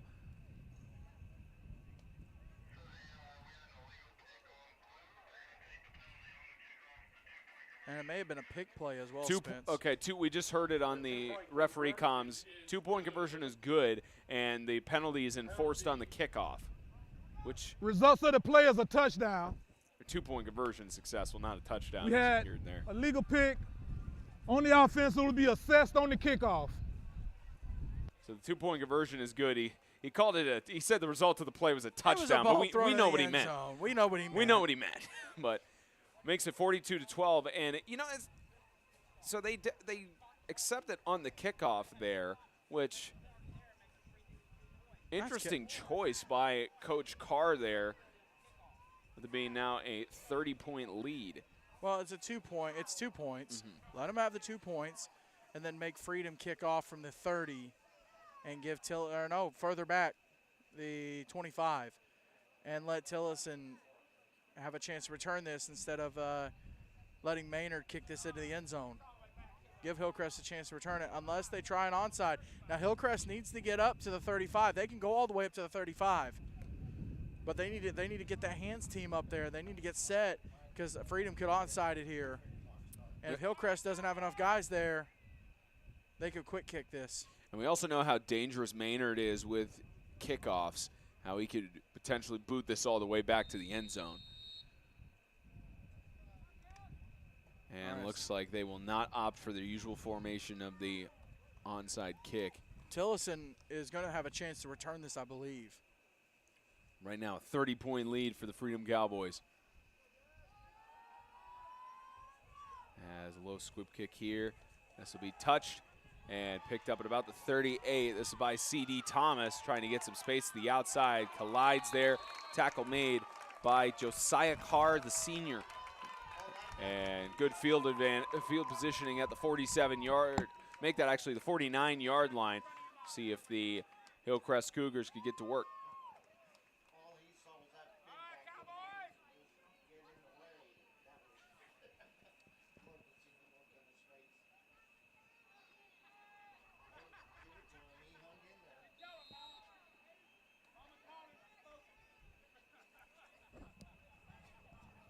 Five touchdown deficit here for Hillcrest to try and shave down.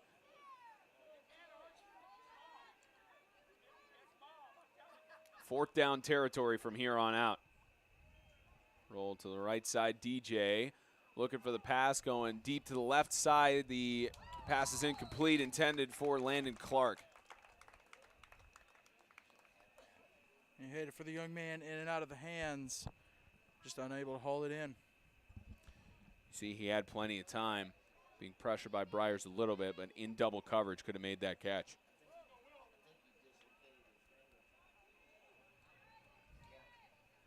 And it looks like Clark is headed to the outside. He may have done something to his finger or his hand, something like that. He's showing it to his coach. Might need to have the training staff. He's jumping up and down and hurting. Hopefully Landon Clark, nothing too serious there, as he'll get looked at by the medical staff. 2nd and 10. Thomas again to the right side, looking for the catch, incomplete. Just outside, intended for Tony Tilson.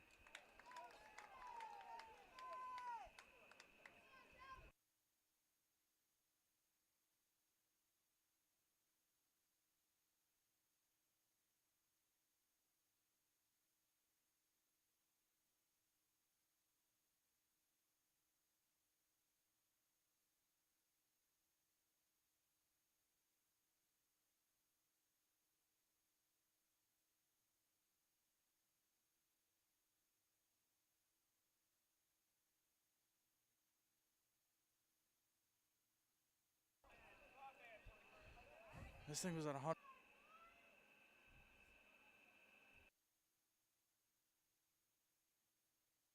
Third and 10.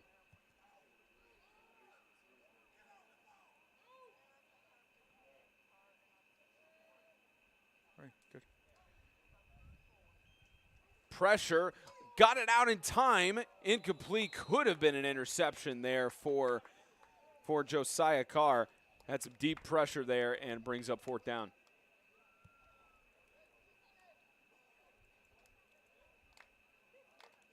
Freedom's defense doing what they do best. They, all these young men combined would make a great closer in baseball because they just know how to finish a game out. Minimal mistakes and get the job done. Early on, you might be able to put some points on them, but as the game goes on, they're able to start squeezing.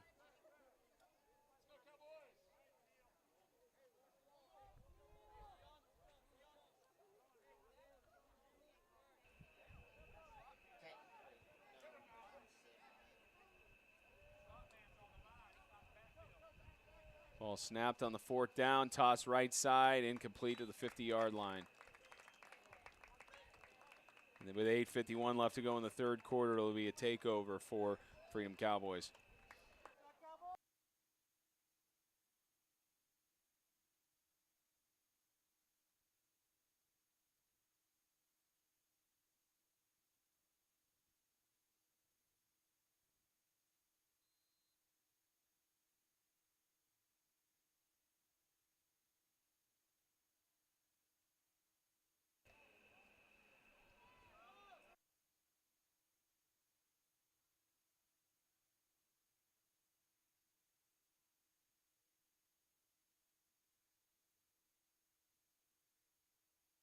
First and 10 for Freedom. Carry. Oliver Johnson again. Gain of about 4 yards. Freedom Cowboys start to continue to run the clock down and wind away with this as Hillcrest will call their first timeout of the half. No, I think we have an injury timeout. Or we actually have an injury timeout, but as looks like we have a player for Hillcrest down. That is Tony Tilson, who's put in a lot of work through the entirety of the game. You hate to see it for there, and we will step aside while the medical staff tend to him.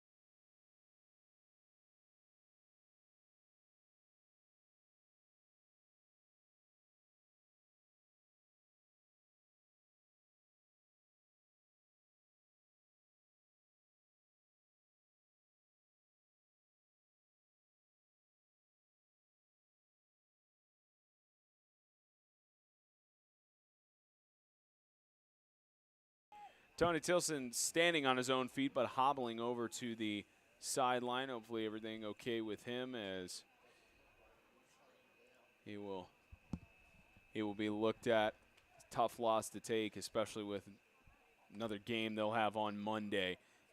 Tripped up in the backfield. There's a carry there for, I believe, Alex Brown. Yep, Alex Brown, the freshman, as the Freedom Cowboys are starting to rotate in the depth of their roster, get them some reps as they lead by 30 in the semifinal. Big shout out to Mr. Roby right there. Got in that backfield, made that stop.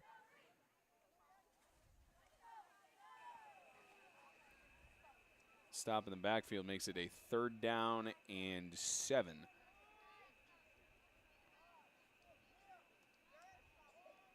As the clock continues to wind down.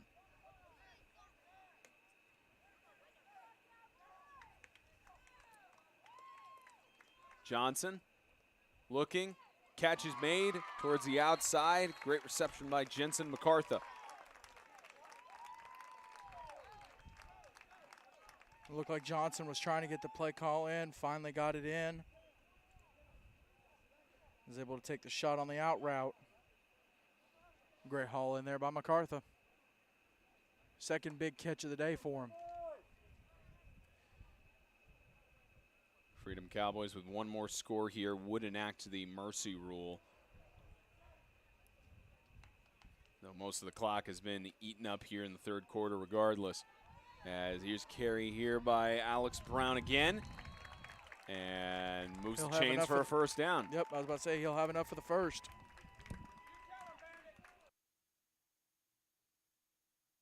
Going to be the future of the run game for the Cowboys with Martone graduating this year. Like I mentioned earlier, they lost Butler and Hunt. They've had some good running backs, but Brown has kind of taken their cleanup carries. Here's Alex Brown again, weaving through the defense. Touchdown for the freshman on the national stage. You know what I'm saying? He's been taking the cleanup carries here for Freedom. And the referee does signal for the mercy rule to run. You hate to see that in a national tournament, but that being over 35 points, and especially with Hillcrest having injuries, much more necessity at that point, including that the second semifinal is supposed to start at 3 o'clock. Want to keep things on schedule. Exactly.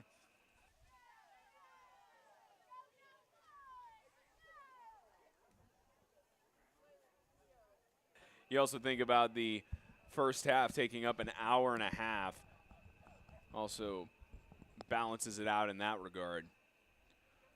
And 2-point conversion attempts coming up to make this a 50-12 contest. As this will be a shovel pass in the backfield. Tristan Martone. They'll break the plane to the goal line to make it 50-12 as the clock does continue to run here. And you can also see on the other side of the field, you've got the Tennessee Heat and the Evangel Lightning are warming up and preparing themselves for their semifinal. It's likely either of them they will face the Freedom Cowboys, assuming the score holds here in the semifinal. Freedom's going to be watching that second game very closely. They, like you mentioned earlier in the game, they want revenge against Evangel. They've already beat the Heat twice, so they'll be really, really keeping an eye on this one.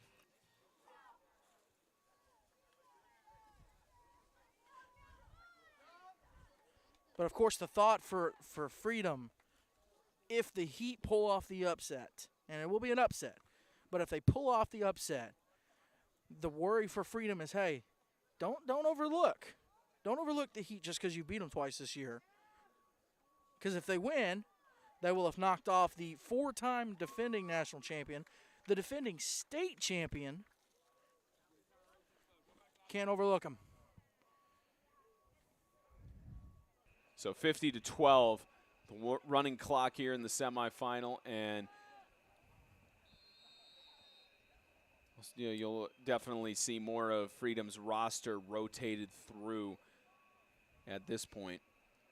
Gavin Maynard still kicking off here for the Cowboys.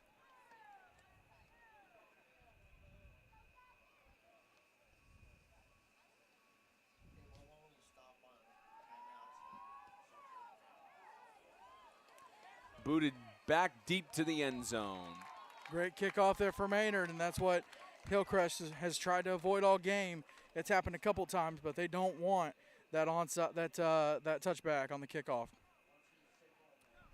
Maynard's a deadly weapon at kicker. Water break, Ben. And official water break is ruled here with the timeout, so it makes it 3:31 left in the third quarter. And that'll be one of the only times the clock stops unless it's an injury timeout or other timeouts given. So 3:31 left to go in the third quarter here. Freedom, about 15 and a half left between them and getting back to the national championship.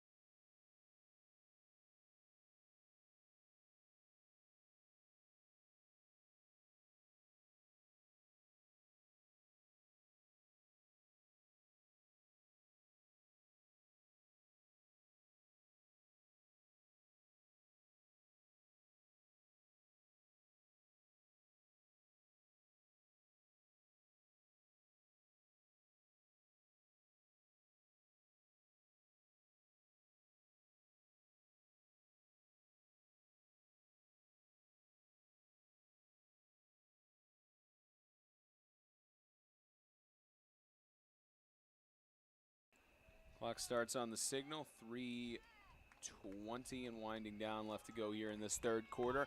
As carry to the right side is from Jonathan Roby.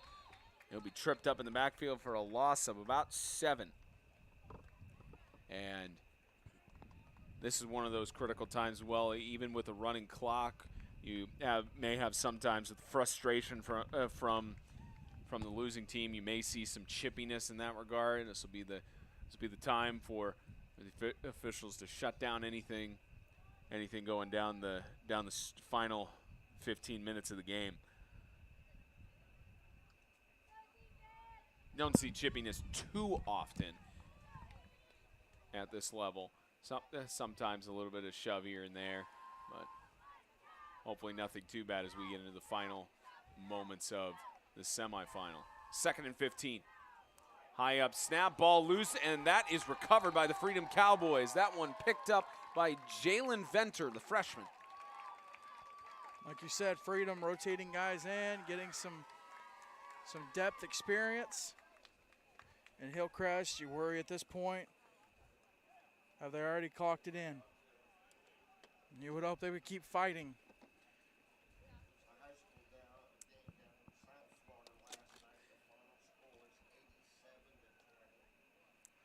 There's being told up here in the booth, there was another Florida high school game, I believe 11-man, that was 87-20 on its final score.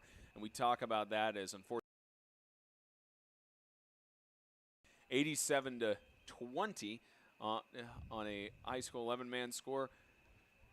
8-man isn't the only game of high school football that has high-scoring games that are very much one-sided. Several high-scoring games within the Tennessee football landscape as well, and other states around the region as flag there, false start. It's almost like football is Prior to the snap, false football. start on the offense. 5 yards, first down. It's almost like football is football. It's almost like 8 equals 11. Yeah, it's almost like 8 equals 11. It's scary similar. I believe this is where James says, "Do it for the brand," or "for the brand." Shameless self-promotion. For the brand. Those 3. As we wind down here in the third quarter. You know, for Hillcrest Christian, this is their first ever appearance at the NHSA. They were one of those kind of surprise teams. There are a few teams in discussions in the bubble of coming down to the NHSA. Some of them coming down, maybe not. As Cale Carpenter is tripped up in the backfield, and you know, some state champions chose not to come down here. Some of them unable to come down because of their state championship happening either today or next week for around the region. But 4 teams, you know, last year they had a Division II tournament, and it's been a mixture between that for Division II, Division I, on having a field of 8 teams participating. But this goes back to 2020, where it was just 4 teams, and now just 4 teams here in Florida, but decent amount of quality teams. Well, you got to love the confidence of these state conference championship teams that decided not to come down, you know, already deciding, hey, we're going to win a conference championship in basketball too. 12 minutes left to go. The running clock. The Freedom Cowboys wrapping things up to head back to the national championship for a 2nd straight year. This 2021 NHSA National Championship semifinal for high school 8-man football is sponsored, presented by Goolesby and Young. Jason Goolesby and J.D. Young of Blackwell Realty bring knowledge, passion, excellence, and experience to the table when it comes to real estate. With millions in sales this year already, the two would love the opportunity to put their skills to work for all of you. Yes, you can buy. Yes, you can sell. And yes, they can help. Reach Jason Goolesby at 615-784-8687 and J.D. Young at 615-486-1121. Sponsored by Complete Wealth Management and Complete Real Estate, your one-stop shop for financial coaching and asset management. By Fairlife Core Power Protein, work hard, recover harder. By Brett Atkinson with Weichert Realtors, the Realty Group. And by Sutton Pools, fiberglass pools done right. You can reach Brian Sutton at 931-624-4027. And that swaps us to the other side of the field here, and they will run the clock immediately to start this 4th quarter. Spencer Thompson, James Shannon bringing you the action from Pete Edwards Field in Panama City Beach, Florida. 3 o'clock will be the start of the second semifinal between the Tennessee Heat and the Evangel Christian School Lightning. We'll have that for you. The winner will face off at 3 p.m. on Monday against the Freedom Cowboys for the national championship. The loser of that game, I believe it's either consolation or Division II championship, will face off against the Hillcrest Cougars at noon on Monday. We'll have both of those games for you here on 8-Man Extreme. A tradition unlike any other, not the Masters on CBS, but 8-man football in Florida. Well, don't forget, tomorrow, 4 p.m., it's Extreme Talk presented by Complete. It's a special edition, the special edition we do every year here in Florida. It's the live audience. Have some audience participation. We'll have the show live from the Promised Land Got a Chapel. timeout. It's always On a the blast. offense.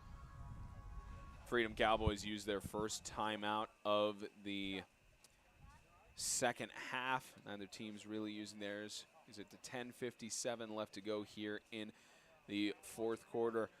Evangel Lightning, 4-time defending national champions. That dates all the way back to their first appearance in the tournament, where that game was held on the mountain in Dayton, Tennessee at NACA.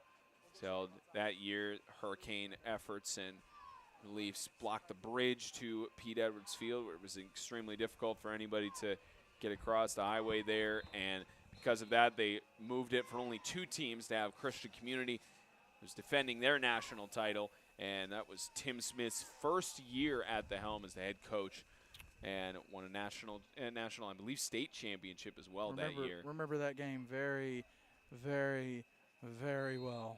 Not just because of the It was cold weather. very cold. Not just because of it.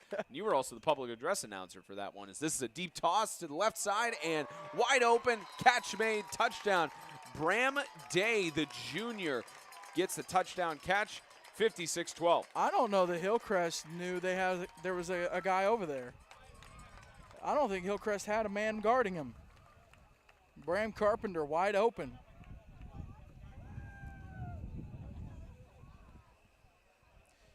Good for Hillcrest. Or for Freedom, a little trickeration there. I don't think trickeration is a word, James. I just made it a word, Spencer. Trickeration. I'll spell it for you. T-R-I-C-K. You can't spell a word that doesn't exist. T-R-I-C-K-E-R-A-T-I-O-N. Trickeration. That is correct. Not like anybody is keeping track of this to separate. We'll get that after this 2-point conversion attempt. And in 2-point conversion attempt made by Cale Carpenter, the junior. Had a big play there, so make that now 58-12. But not like anybody's keeping track here, but I'm officially run out of the Halls Minis Honey Lemon. And now it's on to the 24-pack of the new flavor, watermelon. Not a sponsor, although we wish they were. Not a sponsor, but hey, although you could we wish be. they were. Call us. But Halls Minis getting me through the stretch of 5 games in the span of 4 days. James will be needing a few of these as well heading into the weekend. I'll be all right. No, last year you needed it for sure with your calls of the Division II bracket for. It was HCS. there were some great games. Couldn't help it. We were joking about this beforehand, but actually last year I even told him this in between games, like, I can't do it. My voice is too brutal. I looked at James and said, well, if you weren't screaming your lungs out. They were great games. If you weren't screaming your lungs out at a punt in the first quarter. It was a great punt. Pat McAfee would have been proud. It was for the brand. We have a lot of fun here in Panama City Beach. We've been coming down here since 2019. Plans were to come down in 18. Of course, talked about the story with it being in Dayton. Talked about the existence of it in 2017. How we could have gone down, but it was too early on for us to make any plans in that regard to make the trip. I thoroughly regret not coming down since it started, because there have been some great games. Yeah, 2017 was great. And it's booted back deep. This is picked up and pitched back. It's held by C.D. Thomas, given to Roby. It's over on the other side. What a block there on 44. As Roby gets it over to the 24-yard line. And you saw that Alex Brown was going for there. You'll see on the replay that crucial block there to get a few yards. It's right there. That was a good block made by C.D. Thomas. That's where you yell. That's where you yell. Hit stick.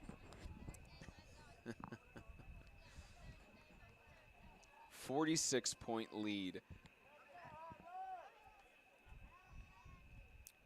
Freedom Cowboys, sure they're already in the mindset of we're next preparing for either Evangel or the Tennessee Heat. They faced both of them. Lost to the Evangel Lightning earlier this season. Beat the Tennessee Heat both times in the Independence Bowl and in the SEAC Championship last weekend. So regardless of whichever opponent they face, they will be very familiar with what game plan they have going into Monday. I'm sure they'll be sticking around and watching the entirety of that semifinal, which is the benefit of them starting early. Sure, the Evangel Lightning and Heat can watch the game a little bit and see how it goes, as you see a sort of hurdle attempt there by C.D. Thomas. But that's the benefit of starting early here for the Freedom Cowboys, is that now that they prepare for Monday's game, they could sit here and watch the entire game and see the entirety of what either the Evangel Lightning or Tennessee Heat can do. Yeah, there's some give and take. I mean, yeah, you've got to, you got to get up and get some breakfast, get some rest the night before, and you have the pressure of playing the early game, but you also get a little more rest. As you see a carry here by Logan Reel, senior to the right side. He'll be stopped about at the line of scrimmage. You still see the Freedom Cowboy fan base is hyped up as if it's a close game, cheering on the rest of their, underclassmen. Yeah, they love seeing these guys that don't get a ton of playing time get in there making plays like this. It really, really gives you hope for the future of the Cowboys program, which is what these guys that are getting in and getting playing time right now, it's what they are. They are the future of this program, and they got to make plays now. And it's a testament to the winning culture, just the positive environment you have with the Freedom Cowboys. We've been down there several times to Huntsville, to the name is slipping me of where they play their home games at. McGuckin Park. Yep, McGuckin Park. And we were there on their homecoming night either last year or 2 years ago. And just the whole environment of everyone just having a positive energy. Coach Collins and Coach Gokman have really built up a positive culture within the Freedom Cowboys. As to the left side, that's Jonathan Roby with the catch and gets to about the line to gain for a first down. And they continue to exude that because we talked about with the Freedom Cowboys, it's all carpooling. They don't have any team buses. They travel really well, and regardless of how far they go. Great. Teams love having them come on the road because they pack the stands. Pack the stands, buy a bunch of concessions, maybe buy some opposing team merch, maybe. Not sure for what, yeah, but sure, Less likely on buying the merch, of course, as another carry here by C.D. Thomas. He's stopped behind the line of scrimmage. Again, that's that pack mentality. Cowboys swarm to the ball. They get the tackle.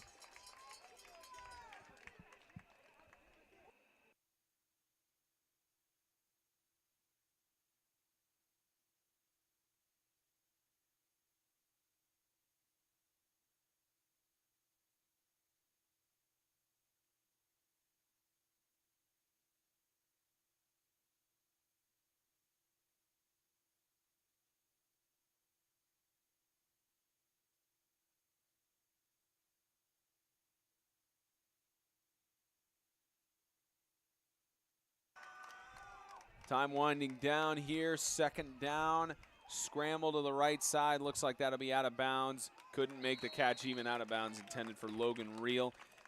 And Hillcrest will look towards, remind me, is it the consolation game they're dubbing it as, or is it Division II? Because I know they've had that sometimes where they've called it like I think a it's going to Division be a consolation. II. I don't think they're doing a D2 this year. So I think it will be a consolation. We'll get clarity on that heading into the next semifinal, because in years past, it's also, 2019, we had the time where 5 teams came down. It was set to be 6 teams. One of them pulled out last second, and they had to do 2 mini games and a regular semi, and gave the national champions a full game at the end. And that amazing game that turned out to be. Toss left side. It's intercepted. A pick by Nate Chanel. The junior is going to go just short of a pick six down to the 2-yard line. Almost had 6 points on the board there, but a great defensive move by the junior. Chanel able to sit up under it, almost like a punt return. And you do have a Cougar down. Okay, he was just. He was just down after the tackle. And if Chanel had just gone to the right side a little bit, he could have avoided the tackle for the full touchdown.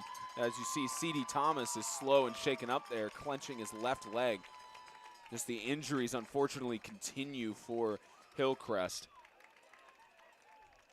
And again, this crowd loves it. The young guys getting in, the future of the program, getting some playing time, and not just, rolling over and letting Hillcrest march down the field.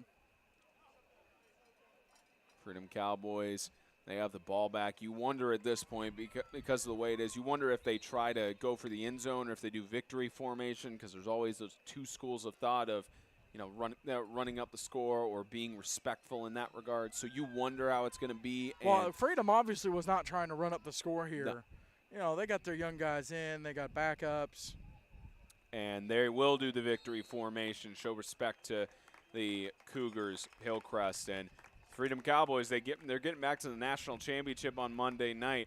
Coach Collins and company getting another crack at it to have a positive spin on history heading into Monday night. Well, as a little plug, it will be nice to have Coach Collins and a player and whoever he chooses, and then whoever wins the second game. It'd be nice to be able to talk to him tomorrow on Extreme Talk, presented by Complete. And we'll have the live audience version of the show that we've done traditionally here in Florida. So don't miss it. Happening on Sunday at 4 p.m. Central, as victory formation, maybe one or two more snaps here to get it done. There should be 2 more snaps, I believe, is what they'll need.